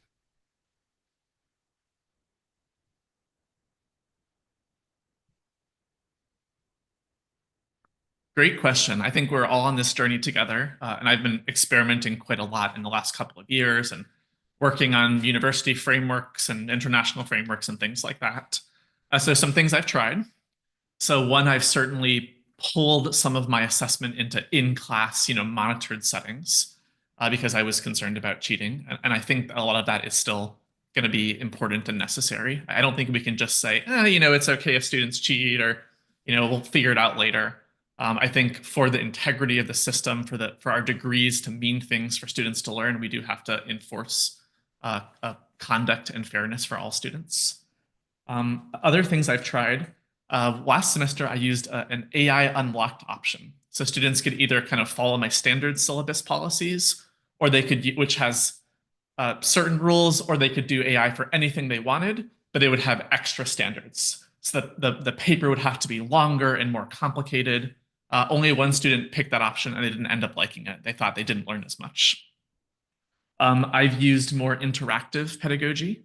So I taught an online course this semester, and I had students create PowerPoint slides and then record themselves, reading and presenting those slides. And that would sort of hope to make sure they got some practice delivering, reading, structuring, not just an AI written paragraph. Things like peer review, so they could see each other's work and critique it. So any setting that I see is easily gamed, where people just sort of do fake answers, I try to avoid that. I've used more monitoring, like have students write their work on Google Docs with revision history and track if they sort of spent time on it. Though students have tried to kind of trick and cheat those systems too. And of course, reminders, encouragements about integrity, debates, all those kinds of things.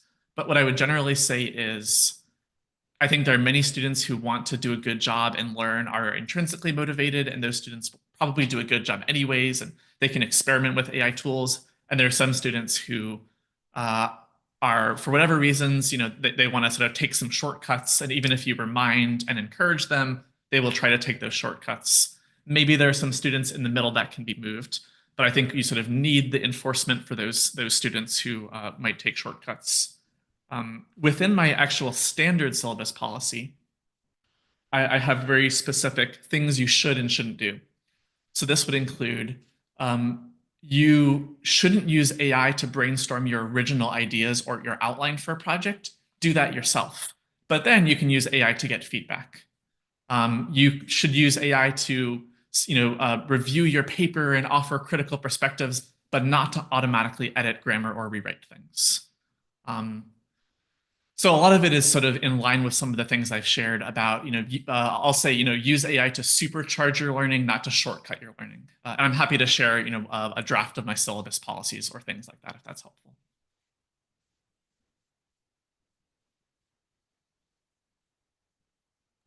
Да, спасибо большое. Звучит очень разумно в целом. Еще последний вопрос, наверное, предпоследний. Существует ли, по вашей информации, уже разработанный этический кодекс по использованию искусственного интеллекта, и что он должен содержать, по вашему мнению?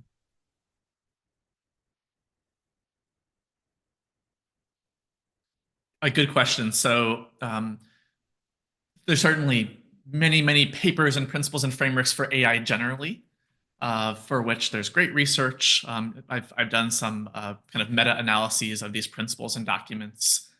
But I think maybe more pertinent here, you may be asking, is about ethical frameworks for AI in education.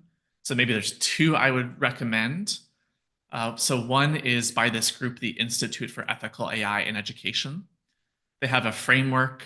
It's aligned with some kind of prominent ethics principles, and it includes steps across the AI life cycle, the stages of AI. So when you want to procure a new AI system, do you want to buy this tool? Is it a sketchy tool? Should you trust it? When you want to test the tool, when you want to implement the tool, when you want to evaluate the tool. So the Institute for Ethical AI in Education is one. I think UNESCO actually has some really nice guidelines. They have a couple reports with guidelines. And then I have one paper from a couple years ago, which lays out some of those papers and practices. So we're getting a little bit better. We're getting a little bit closer. But yeah, I would definitely encourage, looking up a couple of them. And if you are a teacher or administrator, seeing if sort of one of those frameworks can be a kind of a guiding direction for you. Супер, спасибо большое. И у меня появилась сейчас идея, раз уж мы говорим про искусственный интеллект и его использование в образовании, то почему бы нам не загрузить вашу презентацию сегодняшнюю в чат GPT и попросить ему задать вам каверзный вопрос, например. Как вы к этому относитесь? Готовы ответить на вопрос чата GPT? Я это уже сделал, Let's do it. поэтому... Sure. Отлично. Тогда вот такой вот вопрос. Вы говорите, что искусственный интеллект в образовании усиливает неравенство и может мешать глубокому обучению. Но если я, искусственный интеллект, способный мгновенно адаптироваться под любого ученика, анализировать его ошибки, мотивацию и предпочтения, не вы ли, люди, боитесь не моего несовершенства, а того, что я могу быть лучше вас в педагогике? Может, настоящая дилемма в страхе потерять контроль, а не в этике?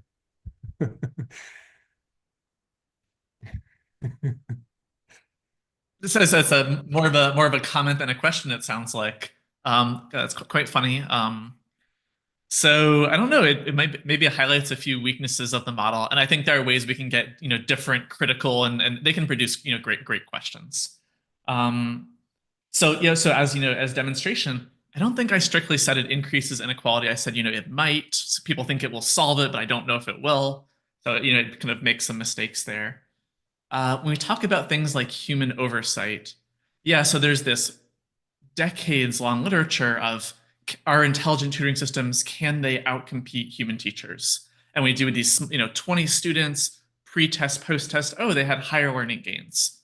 The paper that I wrote back in 2020 sort of discusses why I don't think that's going to be scalable or sufficient. We still need social emotional interaction with teachers and with students for this collaboration, critical thinking skills, things like praise from teachers, shame or blame, right? Social acculturation. So even as it stands now, we have content that students could use without teachers. We have textbooks. Students could go online and they could read all the textbooks on physics and become experts themselves. Why don't they? Why do we still need schools if this stuff is all written down? Because we have all sorts of structures and incentives and norm building and emotional relationships, things that are built. So I don't think that AI is going to be in a good position to replace much of this. And even if we get AI to sort of create deep fakes and simulate emotions and all of this stuff, it's very questionable whether this kind of human-computer interaction is going to be, really sufficient. So I think, yeah, we want to preserve kind of human oversight, including in deciding, if we want to use this kind of chatbot or not. Спасибо большое. Я тоже на это надеюсь, что прежде всего человек и его потребности отдали уже технологии. Спасибо большое. У нас нету больше вопросов. Было очень интересно послушать. И если вы хотите что-то еще сказать, то пожалуйста.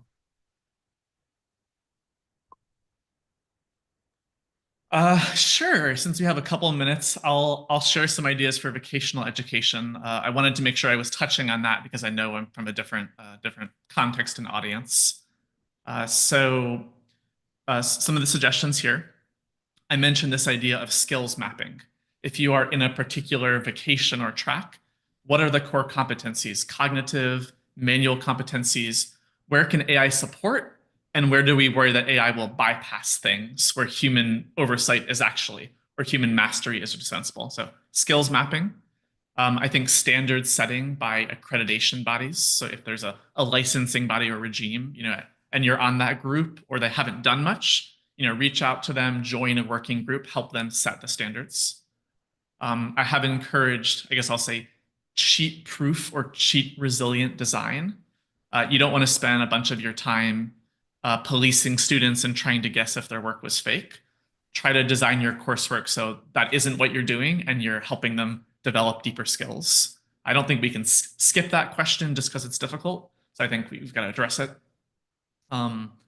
In terms of ethics, I think, yeah, there are certainly things like, data governance and fairness and transparency.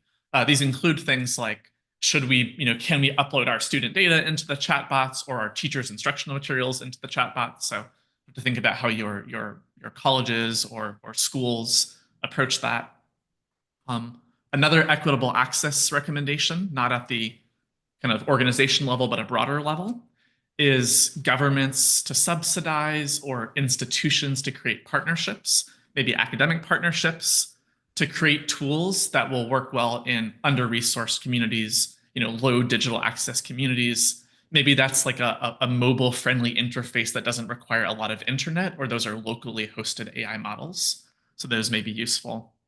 And then I think, there's at least two main models for vocational education that I'm most aware of. So one is something like apprenticeship systems. So I'm thinking, Germany, maybe this happens in your secondary school or post-secondary. And then second is sort of a community college model. So we'll want to design our AI integration and planning for sort of both of our vocational education strategies. But yeah, welcome feedback and thoughts, and thanks very much for all of your time. Спасибо большое. Спасибо большое. Будем оставаться на связи. Всего вам хорошего. Надеемся, что вы с нами тоже останетесь, может быть, сегодня и завтра. К нам присоединитесь. Будем рады вас видеть. Спасибо.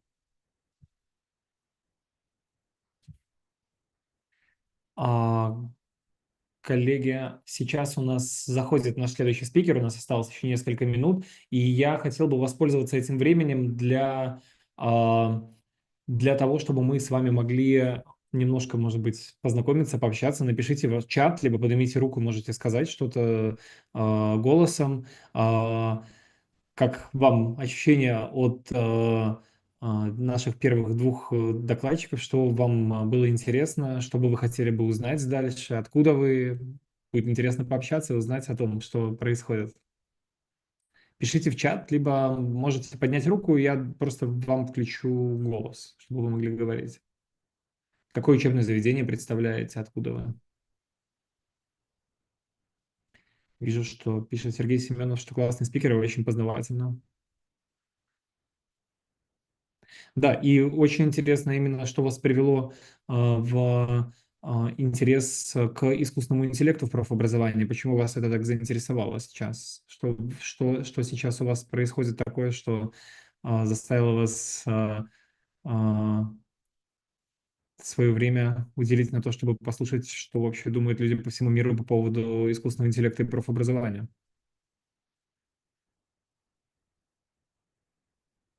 Жанна в чате пишет супер. Мгм. Спасибо и спикерам, очень познавательная информация. Вы правда можете включать микрофоны? Если вы поднимете руку, я вам включу и говорить, в этом нет никакой проблемы. Очень хорошая, практически полезная первая презентация. Давал ссылки и конкретные примеры конструктивно. Сейчас данная тема актуальна. Приходит время изменений, трансформация. В этом поможет искусственный интеллект однозначно. Согласен с вами. Согласен.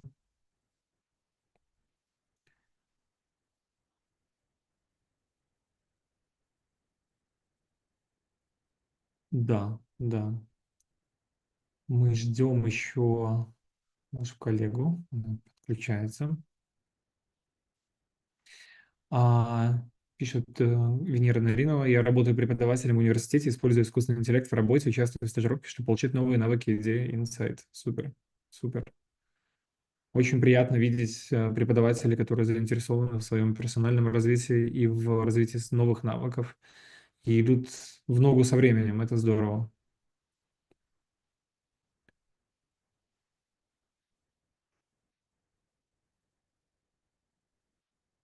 Мгм. Окей. Так, вижу уже нашего спикера. Сейчас будем запускать. Ну.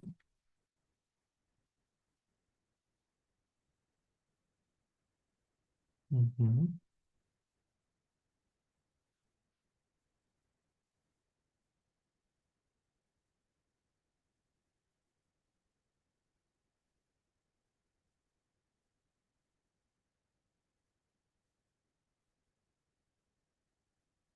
Мгм.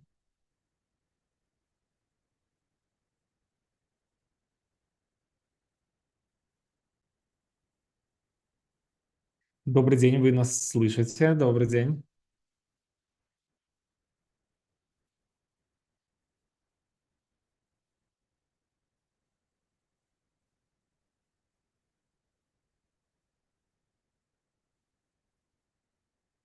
Mr. Tambuskar, if you are here, could you please turn on the video?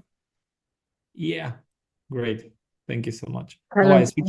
Please switch off to the English language in the interpretation panel. And then if you will need to, we will show your presentation and you just say next slide so that the person who is responsible for this presentation would make next slide, all right?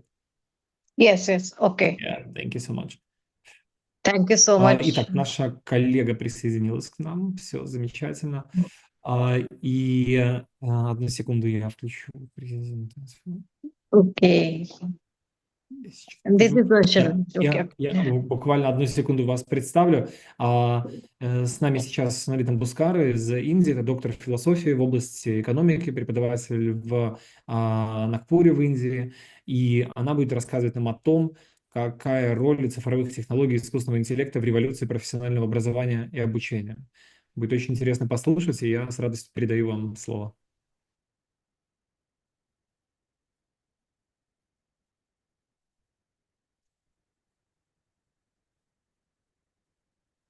Okay.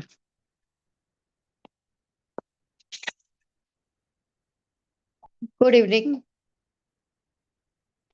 Respected educator and policymaker, industry pioneers, and champions of vocational education.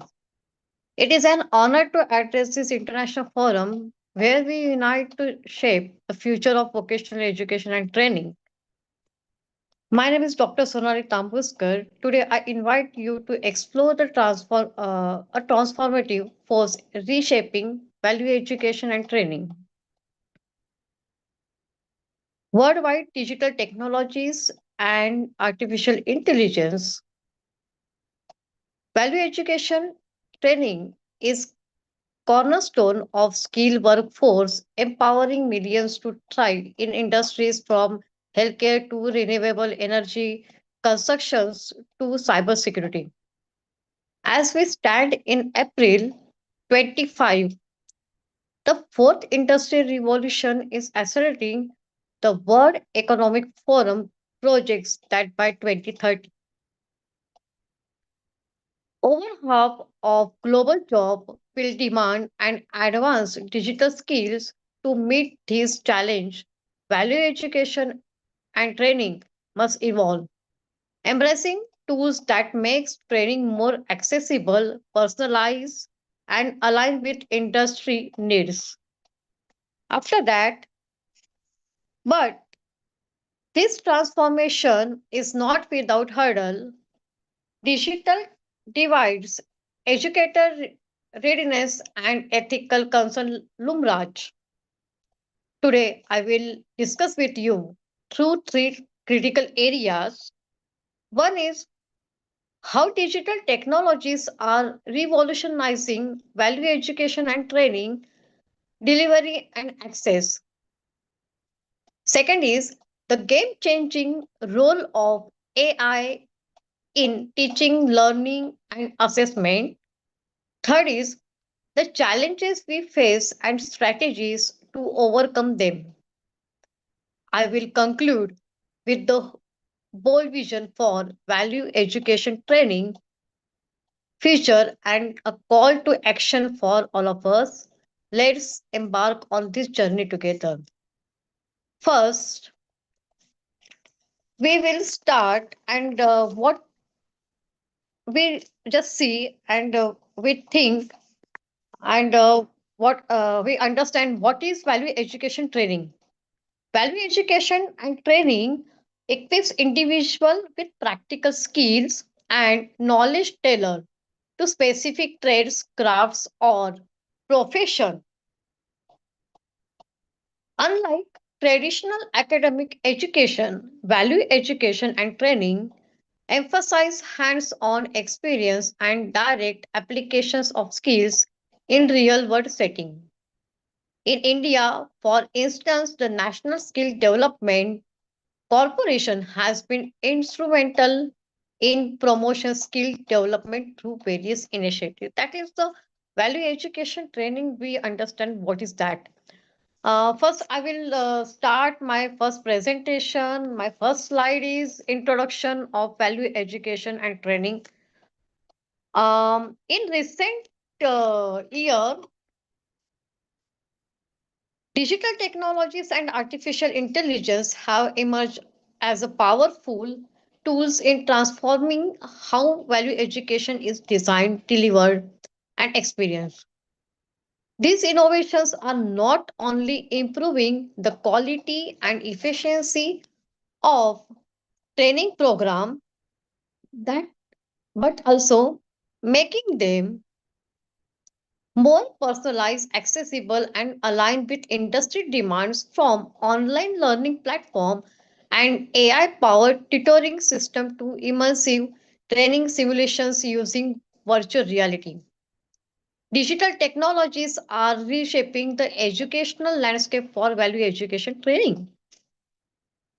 The rise of Industry 4.0, characterized by automation, artificial intelligence, and data analytics, has to lead to creation of new job role and transformation of existing one. As a result, vocational training program must keep pace with these changes to ensure that workers are equipped with necessary skills.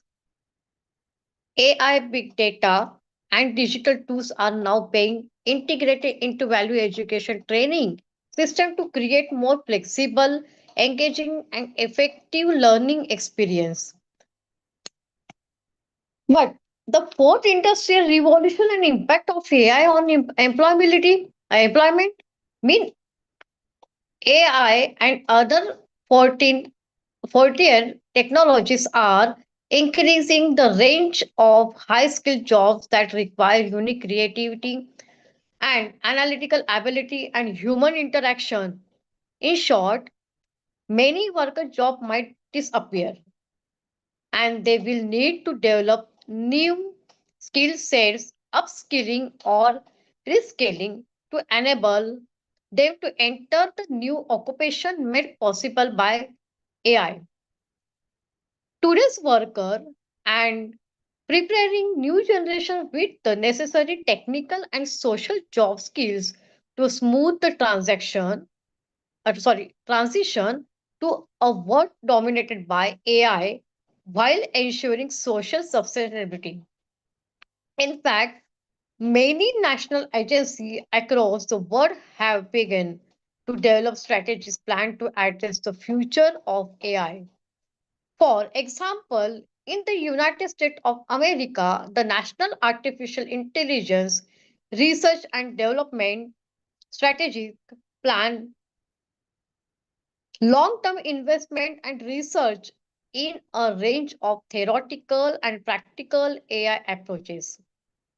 These include data analytics, AI perception, theoretical limitations, artificial general intelligence, scalable AI, AI-driven humanoid, robotic, human-aware AI, and human augmentation. In 2017, the Chinese government announces its next generation of artificial intelligence development plan.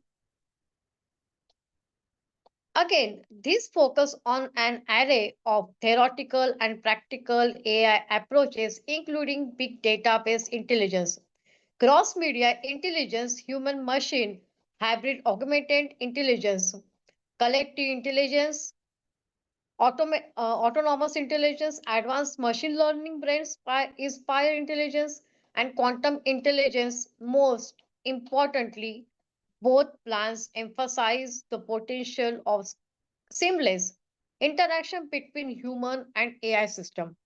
Я извиняюсь, And я both попрошу aim to переводчиков help попросить спикера, realize чтобы она AI говорила, когда potential переключать слайды social еще and раз. economic benefits while minimizing the negative impact.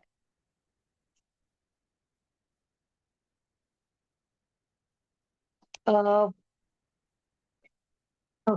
okay. This is my slide is the role of digital technologies in value education training. This is the current. Yes. Okay. Okay.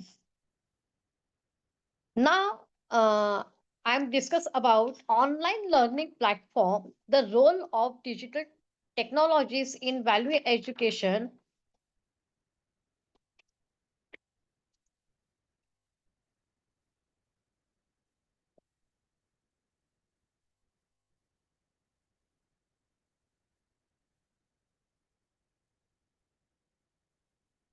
Value education training.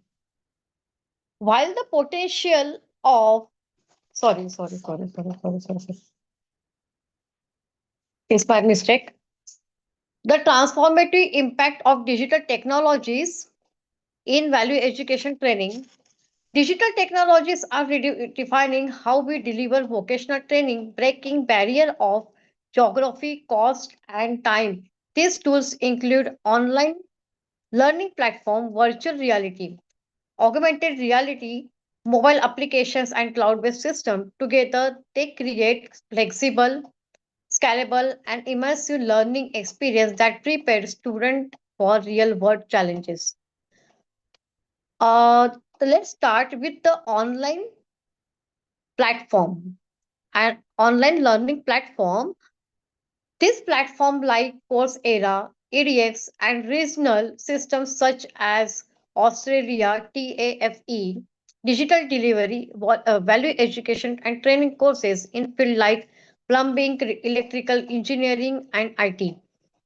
This platform combine online theory with in-person practical session catering to working adult remote learners in Saharan Africa. Initiative like Kenya's Achira digital program use online module to train youth in digital skills, connecting them to global freelancing opportunity. This accessibility is transformative, especially for underserved communities. Next slide is yes. Next consider is immersive technology like VR and AR, that is the virtual reality and augmented reality. The impact simulate the real world work environment for hands-on practice. These tools simulate real world environment, allowing students to practice high stakes skills safely. In Germany, dual value education and training system unprecedented in advanced manufacturing use value virtual reality to operate complex machinery, reducing equipment cost to risk. Similarly, medical value education training program in Canada employ augmented reality to simulate surgical procedure, enabling students to hone precision before entering operating rooms. These technologies make training engaging and effective, bridging the gap between theory and practice. Next slide is the mobile learning and micro credential. The mobile learning, it is another game changer app tailored for value education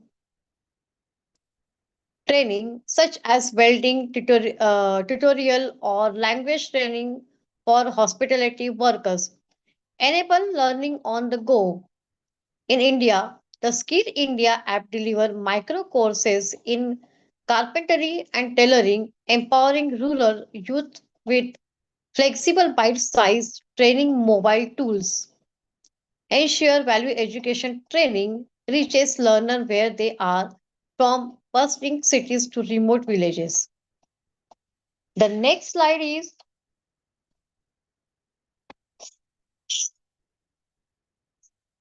the role of AI in revolutionizing value education and training. If digital technologies are the foundation, AI is the engine driving value education training into the future. AI encompasses technologies like machine learning, natural languages processing, and computer vision enabling system to analyze data, adapt to learn and automate tasks.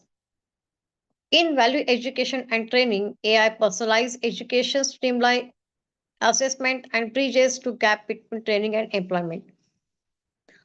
First, we see personalized learning pathway, how it works. AI analyze learning data, for example, performance and preference to tailor content and pace. AI identifies the gap, recommend targeted experience, exercise, and adjust lesson in real time. In the Netherlands, AI-driven platforms support value education, training students in logistic, tailoring modules to their career goal, whether warehouse management or supply chain analytics.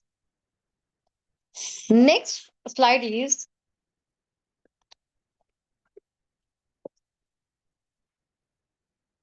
AI power skill assessment and feedback. AI also transform assessment. Traditional evaluation often rely on subjective judgment or time intensive grading. AI changes that. For example, in welding training, AI analyzes video submission to access techniques, measuring precision and consistency. In the UK, Pearson's AI-based assessment evaluate automotive repair skills, providing objective, scalable feedback. This is not only saves time but also ensure fairness and accuracy. Benef- the example of AI power skill assessment is AI tools assess welding techniques by analyzing video upload for precision and safety. Chatbots provide instant feedback to hospitality trainees on consumer service simulations. The benefits are scalable objective assessments, reduce reliance on human instructions. Case study is Australia's TEF system uses AI to access construction trainees, reducing evaluation time by 40%. This is the record by UNESCO. Next slide is predictive analysis for workforce assignment. Predictive analytics. Next slide, please. Yes. Predictive analytics is another powerful tool by analyzing engagement data. AI identifies students at risk of dropping out and suggests interventions. In the United States, community colleges use AI to support value education training students in healthcare, flagging those needing extra tutoring or mentorship. This proactive approach boosts completion rates and career outcomes. The trend is the predictive analytics for workforce alignment. The EU Pacts for Skill uses AI to align value education and training with green and digital transition regarding 60% of adult in annual training by 2030. Next slide is yes. Next slide is AI as a virtual instructor. It will be work AI powered chatbot or a virtual assistant guides learner 20 into 24 into 7. Benefits is scalable support in resources constraint setting. Grok is specific queries highlight its accessibility on pre-platform with users codes as per XAI guidelines. Grok is the very good AI chatbot for the everyone. Okay, thank you. Next slide is policy framework for digital technologies and AI in vocational education. Uh, this policy framework done by UNESCO according to the UNESCO objective is improve digital literacy, ensure all learners have basic digital skills and are comfortable using digital technologies.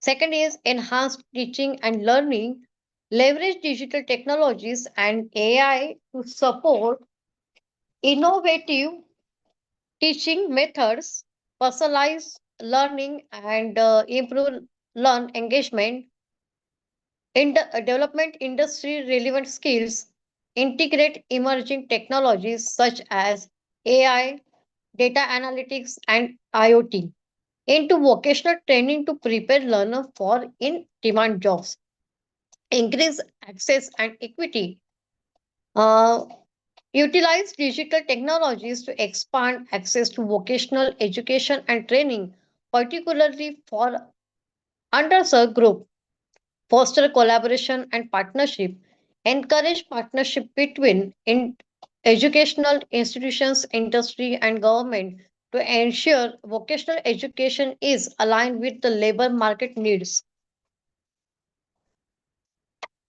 And next slide is strategies. The first strategy is infrastructure development.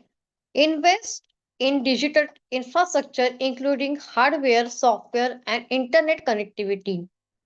Teacher training and support provide ongoing training and support for teachers to develop their digital skills and effectively integrate technology into their teaching practices. Third, curriculum development, review and revise vocational education curricula to incorporate emerging technologies and industry relevant skills. Industry partnership, foster partnership with industry to provide learner with a work-based learning opportunity, mentorship, and access to emerging technologies. Learner support services offer support services such as digital literacy, training, online mentoring, and career counseling to ensure learner success in their studies and transitions to employment. Next slide is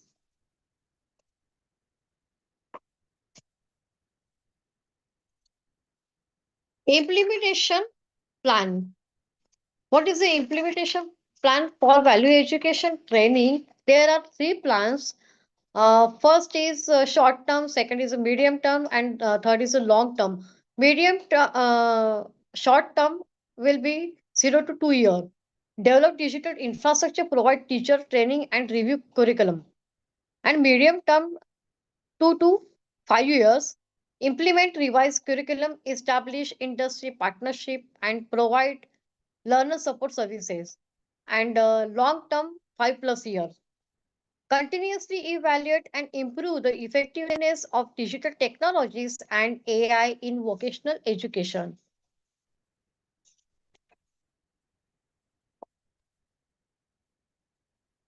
Next slide is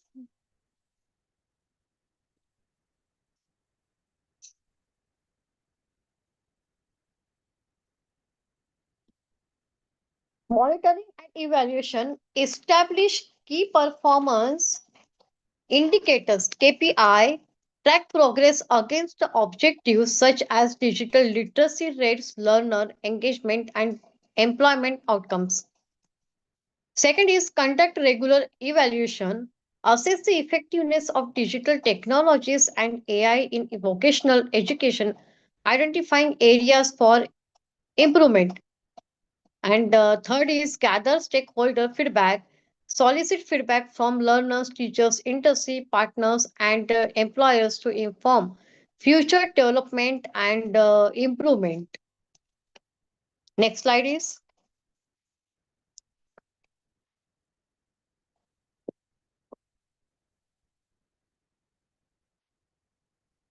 There are challenges of implementing digital technology and AI in value education training. While the potential benefits of digital technologies and AI in value education training are substantial, there are several challenges to their effective implementations. Infrastructure and access, in many regions, especially in developing countries, access to reliable internet and the necessary hardware is limited.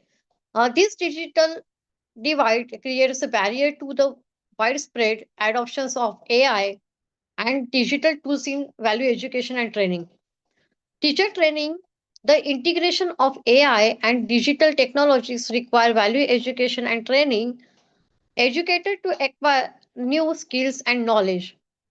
This is a growing need for professional development programs to equip educators with the tools and strategies for incorporating these technologies into their teaching and practices. Data privacy and ethics, the use of AI education raises concern about data privacy, security, and the ethical implications of algorithmic decision making. AI system must be designed to ensure transparency and fairness, avoiding bias and ensuring that personal data is protected. Resistance of change. There may be resistance from both educator and learners where when it comes to adopting new technologies, this resistance can stem from a lack of understanding, fear of job displacement, or discomfort with the digital tools. And the future direction and opportunity. Next slide is the future direction and opportunity. The future of value education training lies in the continuous integrations of digital technologies and AI to create more dynamic, flexible, and responsive educational system. Emerging trends in AI and digital tools include AI and blockchain for credentialing. Blockchain technology can securely store and verify credential, enabling learner to have verifiable digital records of their vocational achievements, which can be easily shared with the employers. Lifelong learning and upskilling. As industries change, the demand for continuous learning with increase. AI can help create a lifelong learning ecosystem by recommending courses and micro credentials that align with the evolving skills requirement. Global accessibility, digital technologies offer unprecedented opportunities for value education, training rich learners in remote or underserved areas. Online platform, AI-driven learning systems, and virtual simulations can make high quality vocational education accessible to a broader audience. And last slide is conclusion. The conclusion is digital technologies and AI have a potential to revolutionize vocational education and training by improving access, enhancing personalization, and ensuring that curricula align with the industry needs. While our challenges in terms of infrastructure, teachers training, and ethical consideration, the benefits of integrating these technology is into value education training far outweigh the obstacles. As we move forward, it is a critical for government, educators, and industry leaders to collaborate on creating scalable equity and ethical solutions that will empower learners to thrive in the digital technologies. But this future demands action and we look as we look the future. Imagine the a global value education training system where every learner, whether in a metropolis or a remote village, accesses cutting edge training tailored to their needs. Digital technologies make learning flexible and immersive, while AI personalize educators and align skill with opportunities by 2030. This vision could close skill gaps, reduce unemployment, and drive a sustainable economic growth worldwide. The educator, um, this future demands action taken from educators, policymakers, industry leaders, and learners to embrace digital tools and seek training to harness AI potential. Policymakers to invest in infrastructure and policies that ensure equitable accesses, and industry leaders to partner with value education and training providers, aligning training with market demands and learners to seize digital opportunities to upskills and shape their futures. At this international forum, we have the power to lead. Let's commit to a value education training system that is innovative, inclusive, and ready for the challenges of tomorrow. Together, we can build a world where skill unlock opportunity for all. Thank you.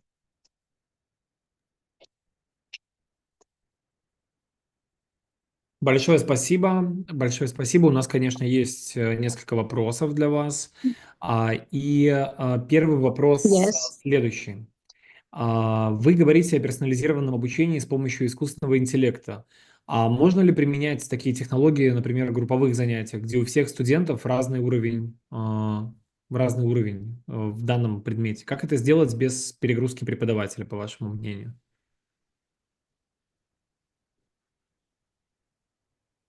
Okay, nice question.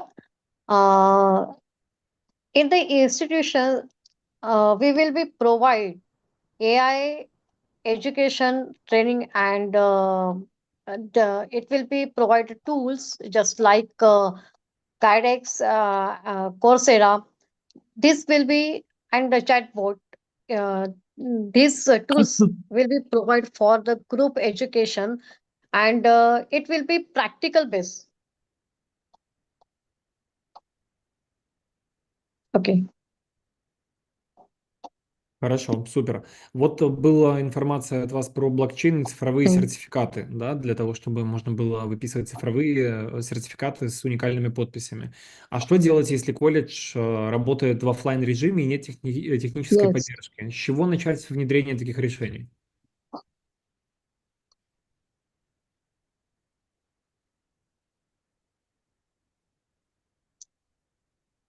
In the blockchain. Да, каким Yes. образом может колледж, не имея вот такого опыта внедрения цифровых сертификатов, либо блокчейн-сертификатов, вот как, с чего ему стоило бы начать внедрение этих технологий? Yes, there are the blockchain technologies. We will be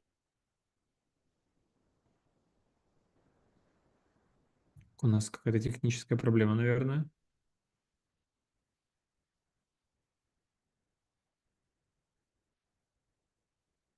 Да, а переводчик меня слышит сейчас? Супер, хорошо, значит, наша коллега. Да, понял. Мгм.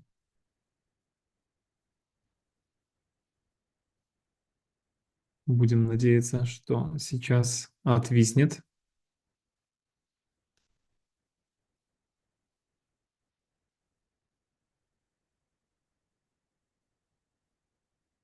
Мгм.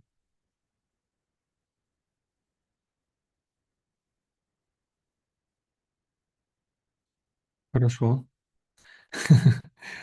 М, Так. Да, вижу, вы снова здесь, вижу. yes. Ага, окей, отлично, Another проблема с question is интернетом.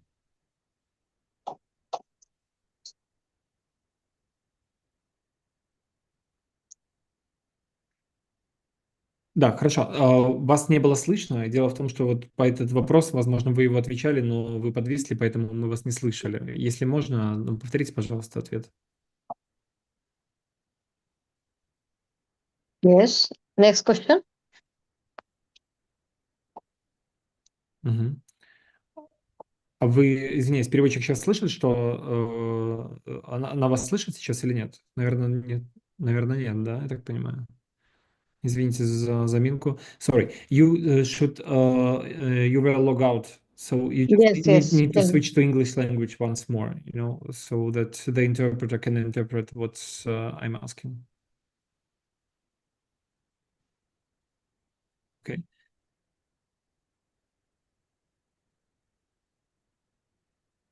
Мгм. Хорошо, давайте попробуем еще раз. Вот последний вопрос по поводу цифровых сертификатов и их внедрения в колледж. Вы просто выпали, поэтому не было слышно ваш ответ, наверное. Если можно, еще раз повторить.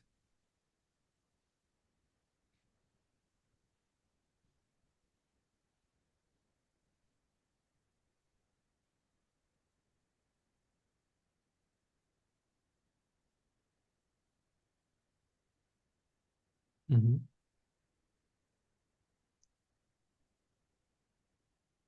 Excuse me. Do you hear the interpreter here or not? Just like, do you hear what he's saying or not?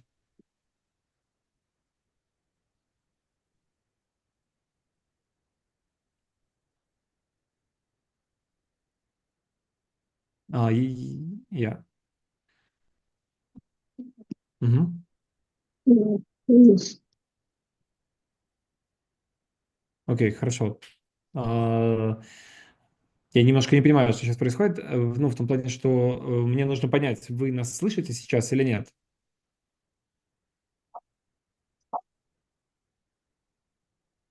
I can't hear. Do you hear me right now? Do you hear me now? Do you hear me now?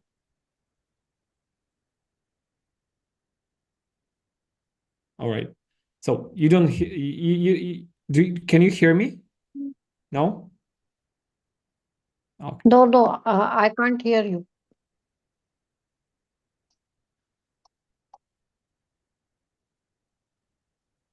Да, это ровно то, что я сейчас и сделал, но все равно нету.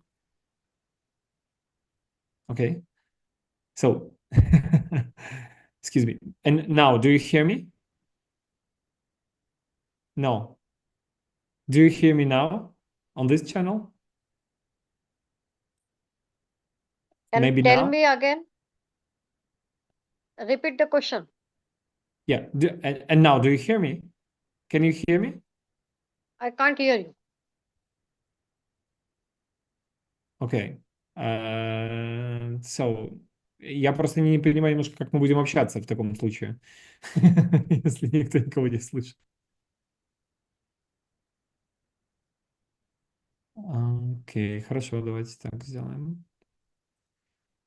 На секунду. I'm audible. Yeah, okay. Do you hear me now? I'm audible. I All can't right. hear you. All right. So we will have a consequential interpretation then, because there is some issue with the interpretation here. Я повторю еще раз вопрос, а вы в таком случае переведите, пожалуйста. Хорошо, мы сейчас все на общем канале. По поводу блокчейн-сертификатов, да, и цифровых сертификатов. Все же просто не слышали ответ, потому что была проблема с интернетом, наверное. Вот каким образом, какие первые шаги для того, чтобы этот сертификат цифровой можно было внедрить в колледж? Как, по вашему мнению, что нужно сделать с самого начала? So the question was about the blockchain introduction at colleges and digital certificates. If colleges didn't have such experience, what should they do first to introduce blockchain or digital certificates?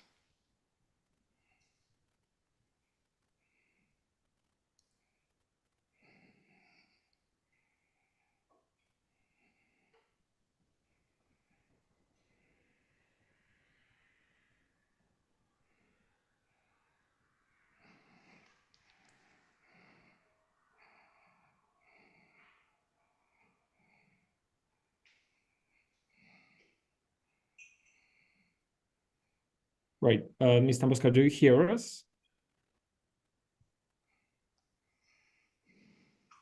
У нас она пишет, что она не может нас слышать, к сожалению.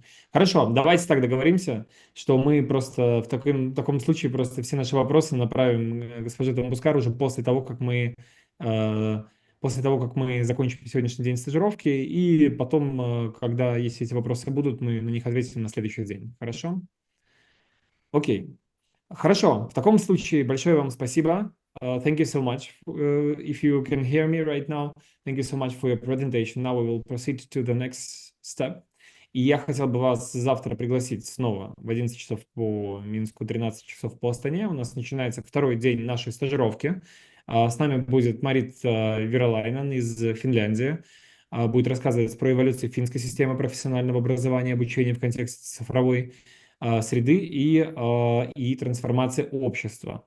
Далее у нас будет наш гость из Малайзии, который будет рассказывать про систему типов в Малайзии, цифровую трансформацию ради навыков будущего. И после этого в конце с небольшим перерывом, у нас завтра будет с вами пауза небольшая на буквально 2 часа. Из-за плотного графика нашего третьего спикера, такой занятой человек, он президент и генеральный директор большой компании, которая называется Kaleidoscope Learning, президент Международной ассоциации электронного обучения International Learning Association и профессор Колумбийского университета. И он будет рассказывать о переосмыслении обучения с использованием новых технологий и симуляции обучения через действие. Я надеюсь, что первый день вам понравился, несмотря даже на такую проблему техническую, которая у нас возникла в конце. Приносит свои извинения, будем ее исправлять. Присоединяйтесь к нам в социальных сетях. У вас это все есть. И наш телеграм-канал, где вы сможете узнать больше интересной информации про нейросети в образовании. Спасибо вам большое, спасибо большое всем коллегам, переводчикам, которые сегодня работали. Очень рад всех видеть сегодня и надеюсь, что завтра с вами со всеми увидимся. И запасайтесь вопросами, будем на них отвечать. Всего вам самого хорошего. До свидания.